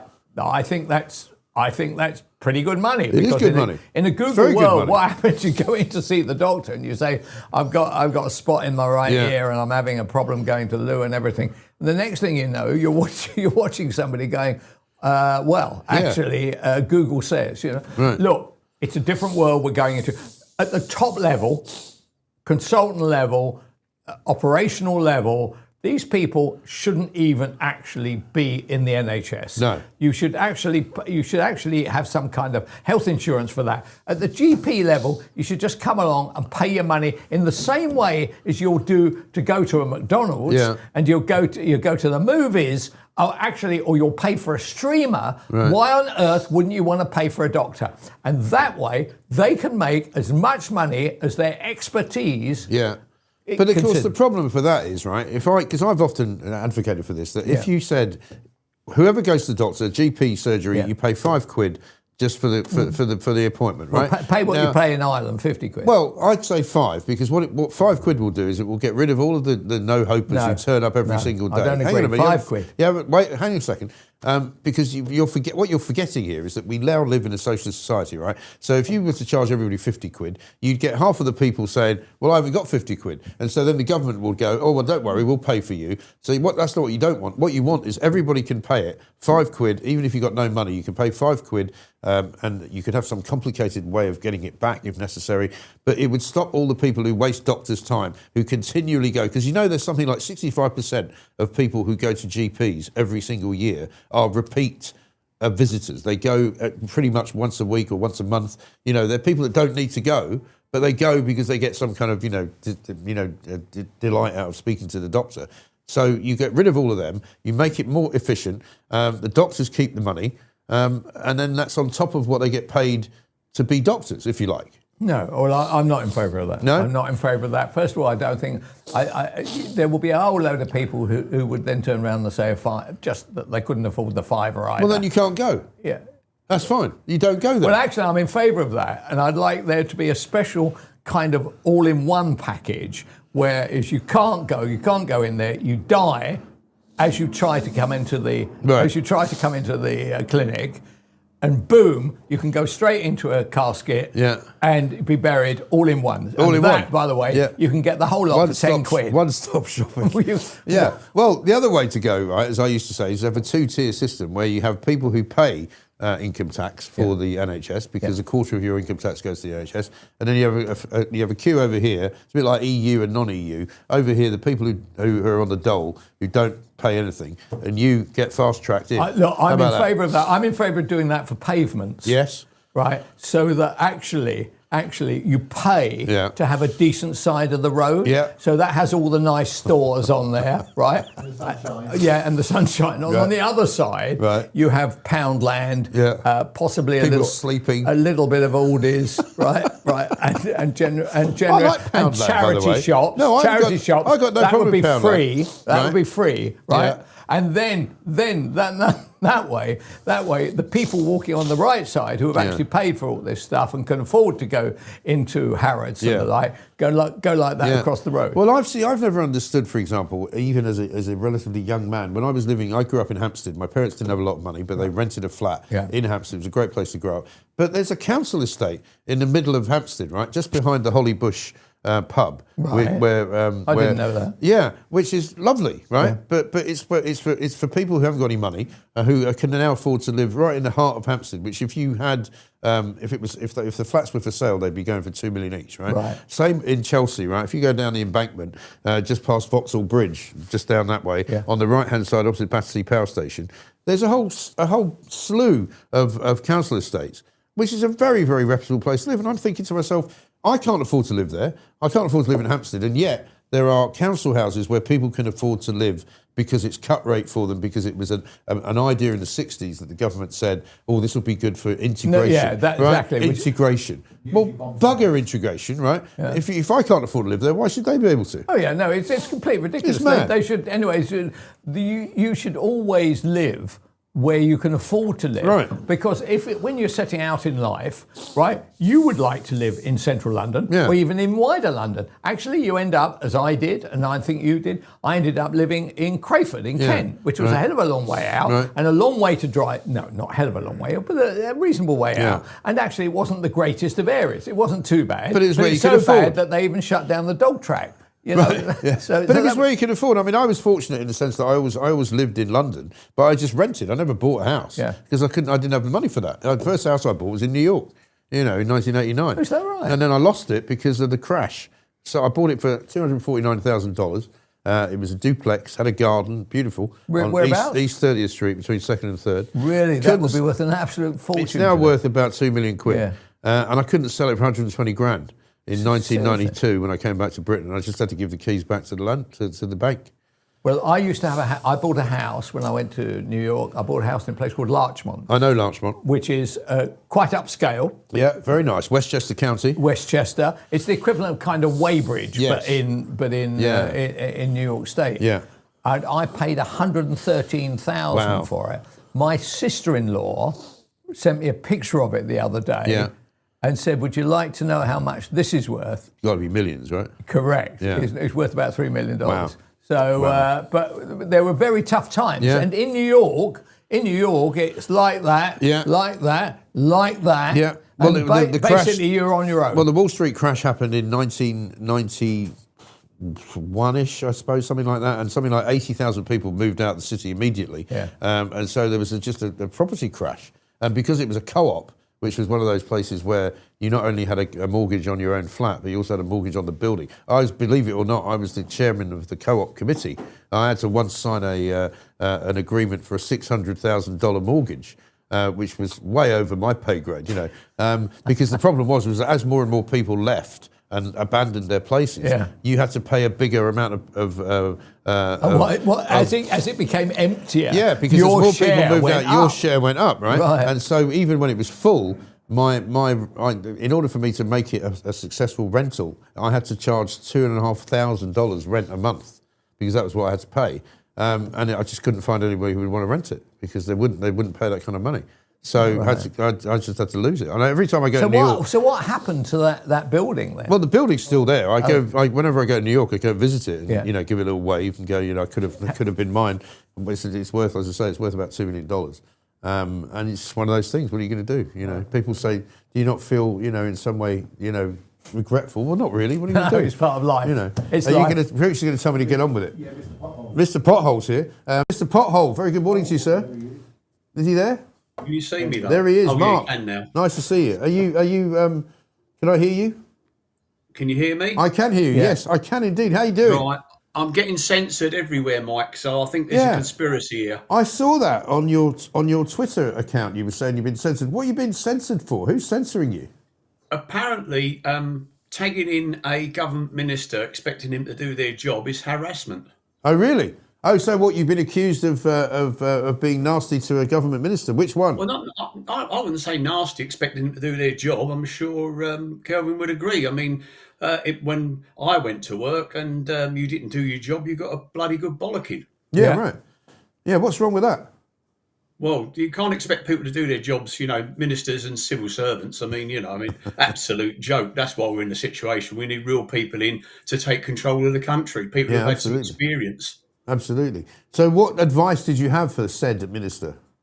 Well, I was trying to point out that they're completely neglecting the fact that there's a massive road maintenance backlog, and they're hell-bent on their record amounts of £1.6 billion for pothole repairs and maintenance. That isn't a record amount, because the Tories actually did it in 2021, 2022 with extra funding of 1.8 billion. But we can't let the truth get in the way, can we? You know what I mean? And pointing out that really, they're not tackling the issue. They don't really want to know. And I've posted a few times a picture of an ostrich on Westminster Bridge with Parliament in the back, with the ostrich with its head in a pothole.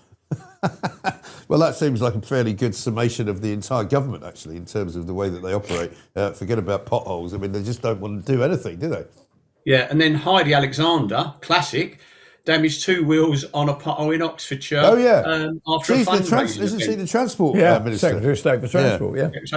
I offered to give her some advice on a claim, but she didn't want to know. No. Well, they don't want to know. I mean, the trouble with this government is they're not interested in taking any advice from anybody. They think they know best. And they certainly don't want to take advice from anybody they suspect might be slightly to the right of where they are. Well, Mr. Potter hasn't got any politics, because if Potter hasn't got politics, it needs repairing. My personal politics is totally between me. I would work with any party. I've had loads of councillors contact me because the election's coming up from all parties, and I give them the same sort of advice because I'm not partisan as Mr. Potter. I was really hoping over the 13 years of campaigning that there would be some change and they would listen. The best thing was when the Transport Select Committee inquiry and Lillian Greenwood was the chair, who was an excellent chair of that committee, become the roads minister. I thought we were going to make some progress, but the blob stops them, because when they get in there, to be fair, the Department of Transport don't want to know about the size of the problem. I was going to ask you, what does the Department of Transport actually do? Exactly. I'd love to be in charge there. But seriously, though, what do they do? Mike. What are they doing? Can I ask a question? Yeah. Can I ask a question? I paid through my precept to Surrey County Council a reasonable chunk of money.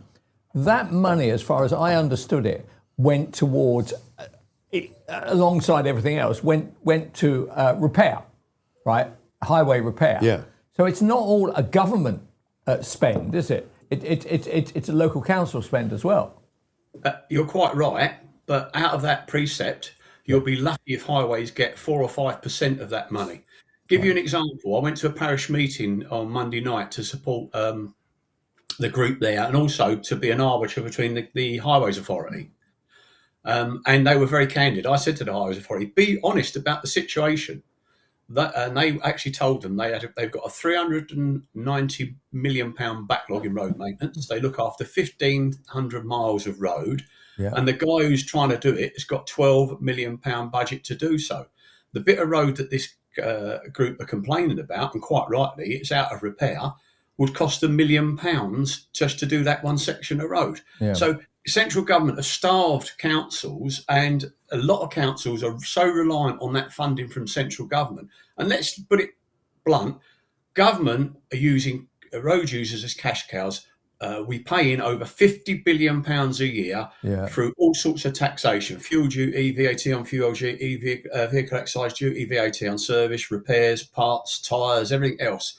So giving £1.6 billion back to the councils when 90%, 95% of our roads are local roads, something needs to change. The model needs to change. Treasury would not like it ring-fenced. Okay, Oswald tried that, and quietly that went away, and he was trying to do it for the strategic road network. But they play all sorts of games. Okay, so how many years behind, when I look at the roads in my area alone, right, which is a pretty heavy used area, to be honest, because of where it is in relation to the M25 and the A3, etc., is how many years behind of spending are we to get our roads in some kind of reasonable nick?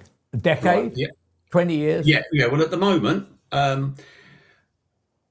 you can expect your road to be resurfaced on current spend once in 97 years. Right. Now, there is an answer to this. It's fairly simple. You ring fence 10% of the total take from motor, that tax take that I said. So you have £5 billion. £3 billion of that is put on for annual resurfacing programs, and the councils get that money. But I wouldn't just give it to the money. You'd have a small auditing team that'd have to declare an asset management plan for 10-year program of their road network. The other £2 billion, you spend £1.5 billion on pothole repairs and maintenance. The £500 million is for training, apprenticeships, use of better techniques and materials, AI. I'm doing some work with a company that potentially could be life-changing in terms of pothole repairs, because on a small tripod you can mount a camera and the AI would monitor the quality of the repairs. So you couldn't just dub tarmac in the hole, stamping it, because it would show straight way up. I think there's a real positive thing to be done there. There's things like the Pothole Pro. We need to get youngsters in. And you were mentioned about people on benefits. I believe there's a role for volunteers to do repairs in local roads, not where they're safety critical, because it's sparse roads and things like that. Devon have got a system where they use some volunteers. That could be rolled out. And in fact, I'm talking to the National Association for Parish Councils. There's 10,000 parish councils. I want to educate them, and I want to create an army which is growing, because there's over 40 groups on Facebook with over 250,000 members so far, and I'm educating about what's a good repair, what's a bad repair, why it fails, what the law is, and they're asking questions and they're criticising their councils, and so I've become an educator really after the 13 years, because I can't run around the country like I used to. Yeah, exactly right. Mark, good to see you. We've got to run because we're running a bit late today, but thank you very much indeed. Thanks. As ever, glad to see you looking better as well after his heart scare. He's looking far better than he was last time. Remember when you said he wasn't looking too good, and I said, he's having an heart operation. Yeah. But he's looking good. Okay. That's Mr. Pothole. Also, why don't they use the fines and the system that they've got for all the collecting fines that they get for parking in local areas? Like I'm sure that people get fined down in Surrey, in London. Why don't they use all that money instead of putting it into the coffers of Sadiq Khan or whoever? Use it to fix the bleeding roads. Who will you vote for? Is a question I've got here on the poll. It's still running 92% Reform, 5% Tory, 1% Labour, 1% Greens. It's a done deal, it looks to me. We're going to speak now, though, to Orla Minahan, who's actually with Restore Britain. We didn't put Restore in there, Orla. Oh, hello. Sorry we've been messing you around a bit. Sorry. No, that's all right. The only reason we haven't got Restore in the poll today is just because they're not standing in that many places. No, don't you worry. Yes, that's okay. That's okay. And I'm here with my different guys today as a pink lady. As a pink lady, indeed. Because you've got your big event coming up, haven't you, very soon? On Friday. On Friday. At Downing Street. So tell us a bit about that. Yeah, so it's actually on. It starts at the Home Office at 12 o'clock. Right. And then we are walking down to Downing Street. And from Downing Street, we're at Downing Street at 1:30. We have a meeting well, I don't think it's with anyone particularly, but we have an appointment to hand a letter in to Shabana Mahmood and Keir Starmer. All right. And I'm going to be joined by a wonderful girl called Abby Johnson, who was on Patrick Christie. He did an expose on her story where she was sexually assaulted by a Syrian refugee illegal migrant. And she will be joining me to deliver that letter on Friday to Downing Street, because I have sent maybe 9 emails and letters to Shabana Mahmood. We've sent them to Keir Starmer. Nobody listens. Nobody's interested. Nobody takes any notice. So this way, nobody could say that they haven't received it, because we will be delivering it ourselves. Well, I wonder whether you'll be able to find Keir Starmer in Downing Street on Friday. Probably not. Probably not. He's probably packing. Well, he's either packing or he barricaded himself inside the cupboard under the stairs. So, but he's like Harry luck Potter. if you see him. So that's what's happening on Friday. Now, there has been, much to my absolute disgust, there has been an announcement that there will be a counter protest. So one presumes that the lefties, headed up normally by Diane Abbott and Narinder Kaur, will be there to shout and rant and rave at us and call us every name under the sun, which I find absolutely bizarre, because every solitary day, Mike, we see a story about another rape, about another sexual assault. It's relentless, relentless. So how is it far right to be interested in protecting young women and girls? Well, apparently what it is. That all about? Yeah, apparently if you are a tax-paying, decent citizen and protect your family and your Christianity and your faith and your tradition, apparently you are far right. So that would be all of us, I would imagine. That is so ridiculous. And and what does your petition that you're handing in say? What does that say? Basically, it says we want to know what your plan is. This absolute nonsense of 1 in, 1 out, this, paying millions and millions of pounds of taxpayers' money to the French, when actually we realise that boats are now coming from Belgium as well. Right. And then yesterday I read an article about how millions of pounds of taxpayers' money is going to legal aid for these very men to stop being deported. So not only are they letting them in, but now they're using our money to help them defend their right to stay. So, it's like we're living in a parallel universe. So in the last week, over 1,000 men have come into this country. Men, not children, not mothers, not women, men have come into this country. And since Labour have been in government, 70,000 men have been allowed into this country, Mike. Yeah. And that is...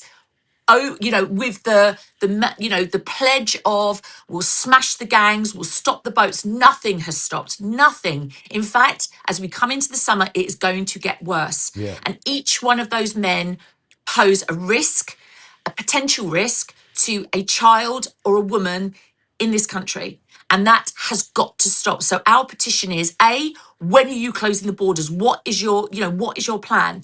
What are you doing with these men that are lingering and loitering around our towns and cities?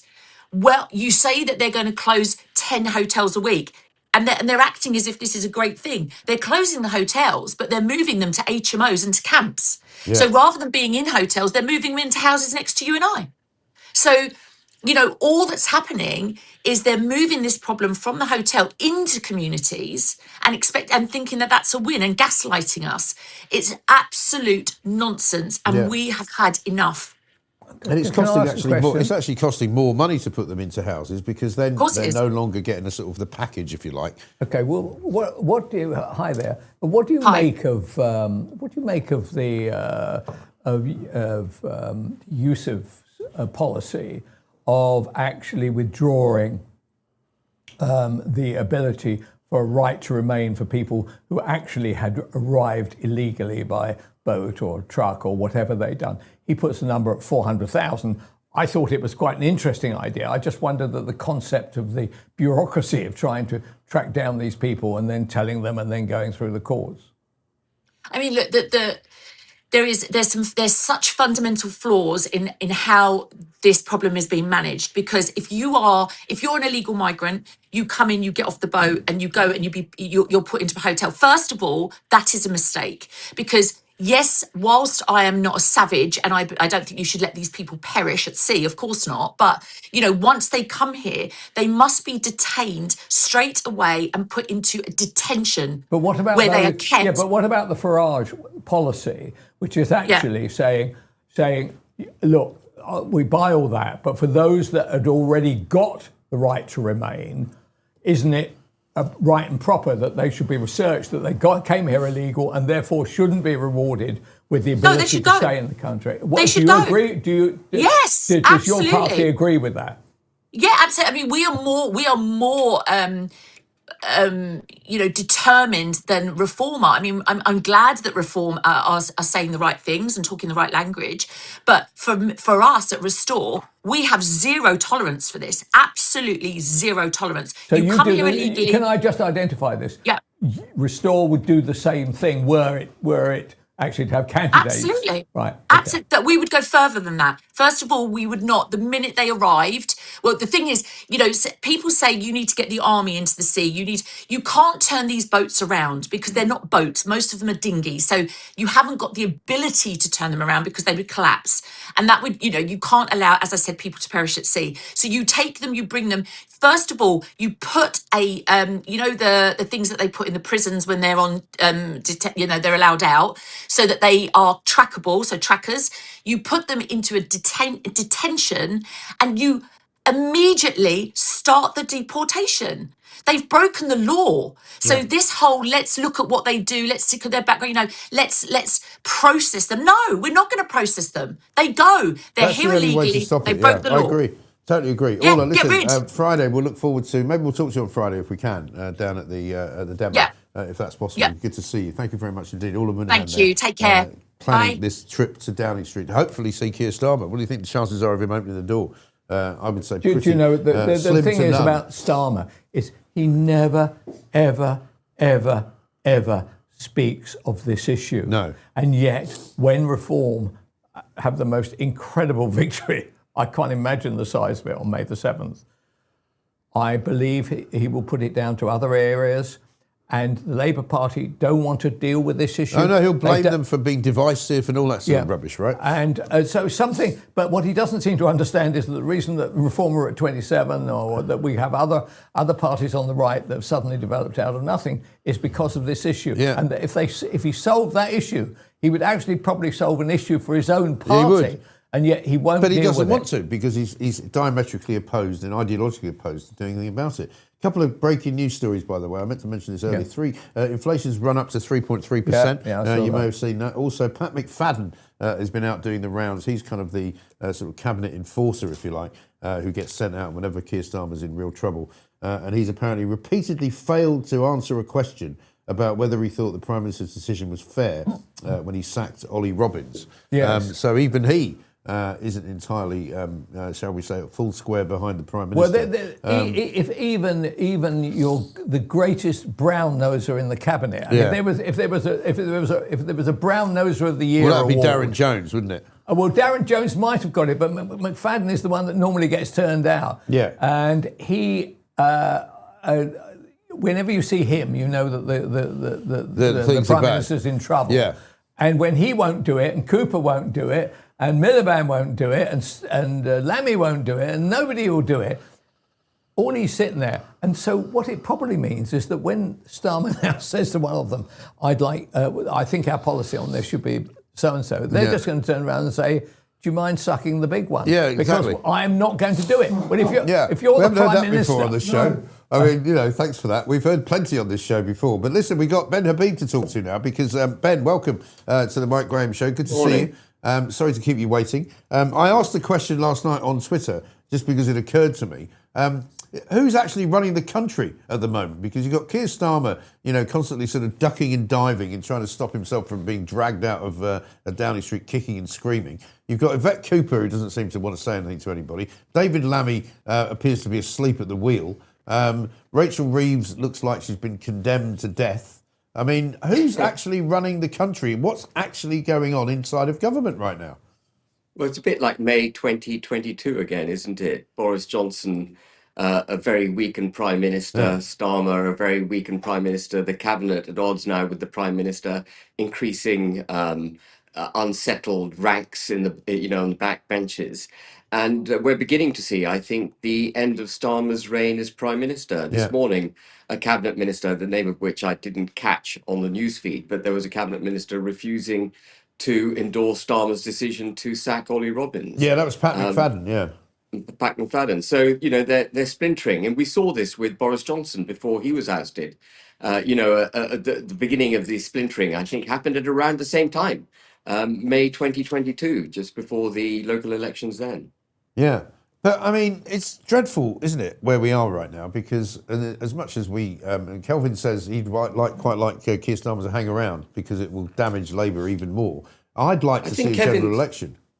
So I think Kelvin is absolutely right in saying that Starmer, the best position for Starmer, for us, for those of us on the so-called right-hand side of politics, is to remain in office. But there is something to be said for him being held accountable for being such an awful prime minister, and accountability is an important thing. However, whether or not he goes is almost academic because what replaces him is going to be worse. And your desire for a general election, sadly, I don't think will happen because turkeys don't vote for Christmas. It would be an absolute bloodbath for the Labour Party. It may not be as successful for Reform and those of us on the right who want a pro-British government as we might think. I think the Greens are doing a ridiculously good job, an absurdly good job, literally an absurdly good job somehow in the polls. So we need to be a bit careful about what we wish for. But Starmer going, I don't think will make a blind bit of difference to the way this country is not being governed. No, I don't think it would. But I mean, I'm still, insistent that we could force them into some kind of crisis because, inflation's going up. Unemployment bizarrely came down yesterday. But at the end of the day, this country is teetering on the brink of collapse, it seems to me. Here we are. Economic collapse. Economic collapse, right? It's not going to take much for the bonds. I mean, Rachel Reeves is already talking this week about issuing war bonds, for heaven's sake. Borrowing even more money, which we can't afford to pay back. And I think that is ruinous, totally ruinous to our economy. Our budget deficit now purely finances our interest bill on our debt. That's an unsustainable position. That means we can't invest for the future. We're not building this country. Government is unable to spend on its capital investment program. We are literally just borrowing in order to pay our bills. And that is unsustainable. And even though unemployment was down, remember, unemployment only measures people who are out of a job and looking for a job. If you cease to look for a job, unemployment figures drop. What we should be looking at is the long-term unemployed who aren't even bothering to look for a job. And that number has gone inexorably upwards. We've now got over 4 million people in this country on universal credit not looking for a job, who do not feature in the unemployment figures. And we've got 8 million people altogether surviving to a greater or lesser extent on universal credit, some of whom are working. The unemployment figure of about 1.5 million, whatever it is a small component of the worklessness of British workers at the moment. Yeah, I mean, I love that point by Ben there. That the truth about the matter is we don't seem to understand that we are funding now a real crisis in our country from a group of people. Our workers actually, when asked any of these questions, would rather not be working as well. So there's no sense that work is something which is part of life's peril, right? Life's peril is dealt with by the benefits claimants. They've got this worked out. And when you see that we go from 2 cap to 3 cap to 4 cap to 5 cap to 500 cap, the money that's going to be coming into some families, they say, actually, it's better to produce children because we get money for that directly without ever having to go outside the front door. That can't be right. And 100%. I am so looking forward to a government of any kind that says we can't carry on like this. And my problem with all this is, can such a government exist in such a kind of quirky it has society. it has to somehow exist. Otherwise, as you rightly point out, we will go to hell in a handcart. Yeah. And we can't be paying people money to have children, and if they're not working, we can certainly reduce taxes for those who are married, reduce taxes for those who are working, reduce taxes perhaps for one member of a partnership for staying at home, looking after the children, and therefore taking the burden of education of their children, social care of Yeah. their children off the state. All of that makes sense because you're reducing welfare at the same time as rewarding good behavior. And we do need procreation in this country, but we need procreation by the people who are actually working, contributing to the United Kingdom's betterment. Our welfare system is completely out of control. 35% of our budget goes on welfare.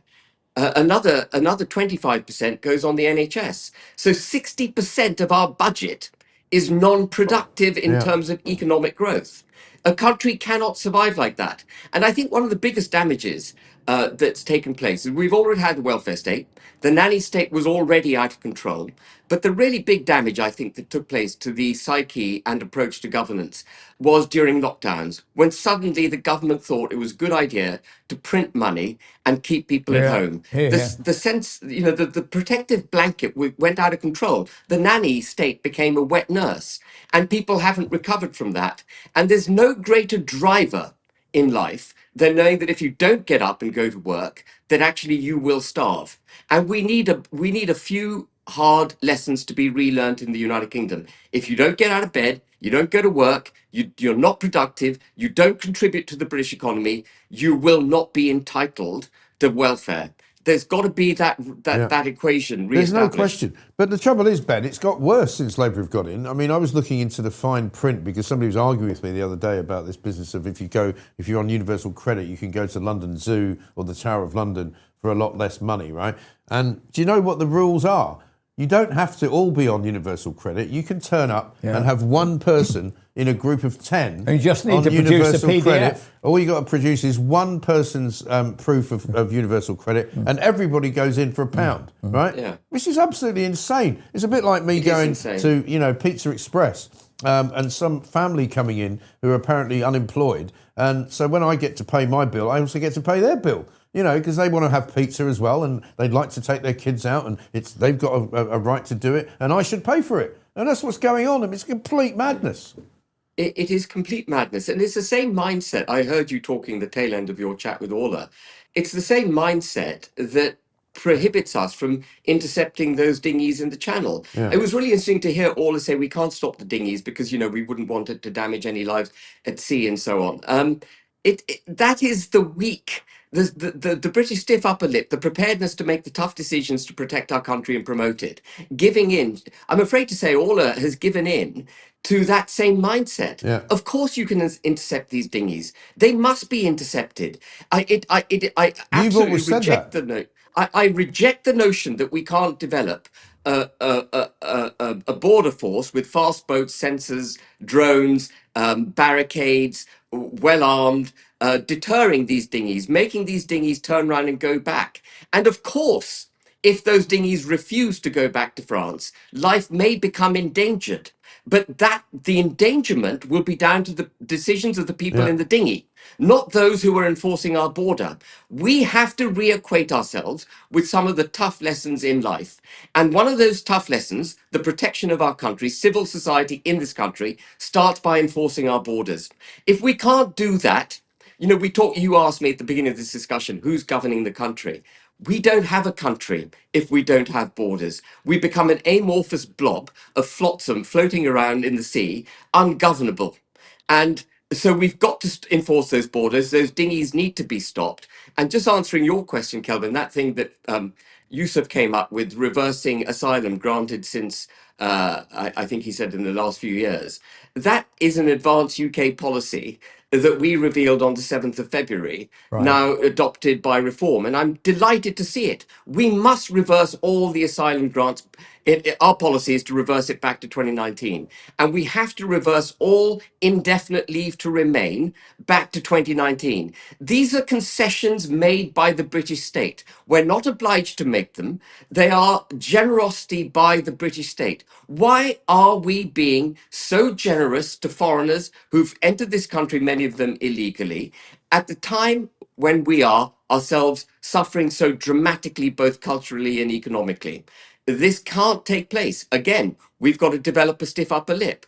Those people who came here and were granted indefinite leave to remain, I hope you've had a good time here, but now could you please go home? Those of you who came here illegally or legally and claimed asylum, I hope that the dangers that you face in your home country have now abated, but now can you please go home? There is nothing extreme in asking people to go home. It's a perfectly legitimate thing for the British government to do. And in these difficult times when our borders are being assaulted and our economy is collapsing, we are obliged as a government and as a people to look after our own. It's absolutely vital that we do it. And I'm delighted to see reform picking up on it. Yeah. Ben, great to talk to you. We're out of time, unfortunately, because we're at the end of the show, but super to see you. I'd try and get you into the studio one of these days, because that would be nice. Yeah, I can show you the heron collection that we've got here, apart from anything else. Very good to see you. Ben Habib, leader of the Advanced UK Party. I tell you what, I enjoyed what Ben said, a smart guy. But I also rather enjoy that rather large bottle of brandy to his right. It's not just a large bottle of brandy. I think it's an XO, or it could be a Louis XIV. You know, which is where I used to drink that in New York. Where if you finish the bottle in a bar, and it's a crystal bottle, they give you the bottle. You get to keep the bottle. And it's very expensive. You didn't have to do that every night, did you? I didn't have to, no. But I mean, you know, the trouble with Eamon Doran's, which was the bar I used to frequent, it never really closed. I remember going up there once at 4 a.m, having fallen out of some other place, and the door was locked. And I went to the corner and rang up and got Eamon Doran's son, who was called Dermot. And I said, Dermot, hi, it's Mike Graham. Yeah, Mike, how are you, man? I said, I'm fine. I'm just on the corner. So can you open the door? He said, no problem. I went in, and I was there till 8 a.m. By the way, I'm noticing on the headlines here, I haven't seen the story, but is that true that half of young Britons say they wouldn't fight in the country? Where, let me find you that what story. What piece of research was that? What was the basis of it? Story. Hang on a minute. Let me just. And by the way, we should name those that wouldn't fight. You got the Mail there, page 11, Daily Mail. Page 11, Daily Mail. Here we go. Half of young Britons would refuse to. Half of under 30s would not fight for their country under any circumstances, a poll has revealed. We should put a note in their window, right, which says we wouldn't fight for that. So can you imagine Putin sitting there reading the old Mail? Right. There's a good one here. He said, we'll be all right, we'll take on the UK. This lack of enthusiasm to take up arms has been blamed on rife job insecurity and unstable housing market and financial worries for young people, meaning they don't feel Britain cares about them. Yeah, you're right. We certainly don't care about people who won't fight for us. Yeah. The worrying statistic comes as the army is just 73,000 regular soldiers in its ranks, down from 150,000 in 1990. Only a quarter of 2,000 16 to 19-year-olds surveyed believe they are fairly treated by the political system. I mean, really? I'm going to do a Luke Can you imagine that in I'm going to do a Luke Littler. Yeah. Hey. Can you imagine that in 1914? No, sorry, I don't fancy that. Or in 39 or 45, and we said, look, Hitler, who wants to slaughter all Jews and wants to basically run the country, is coming across the channel very shortly. Would you like to fight? No, I wouldn't. No, I know. Right. What do you do under those circumstances? Do you lock them up? Because yes, that's I think what you do. did happen. Well, or you offer them the chance, which people used to do back in certainly the Second World War in Vietnam. A conscientious objector. All right, you don't want to fight, but you now have to go and work as a paramedic or some kind of medical person. You have to be part of the struggle. If you don't want to be a soldier, that's fine, but you have to be signed up to do some kind of national service of some kind, I think. Because then you find out they're just frightened and they're just cowards. Yes, look, we all would be, wouldn't we? Yeah. Because the way you get killed these days is by drones. It's not because somebody's coming around the corner. So I do understand that, and it's all right for me to say, because as anybody would say when they're looking at you, they would say, your days of fighting are over. Actually, do you know what? I don't believe that. For instance, I'm not retired. I've got one business in the US now, and I've got another one starting over here, right? You could shoot a sniper rifle. Yeah, you could even do it, or you could drive an ambulance, tank. or you could do something. You could make some contribution. Yeah. So although it may be, what's that one? Talk them to death, he said. Or I could bore them to death. Yeah, right. No, that's it. I could do what they do at the DMZ between North and South Korea.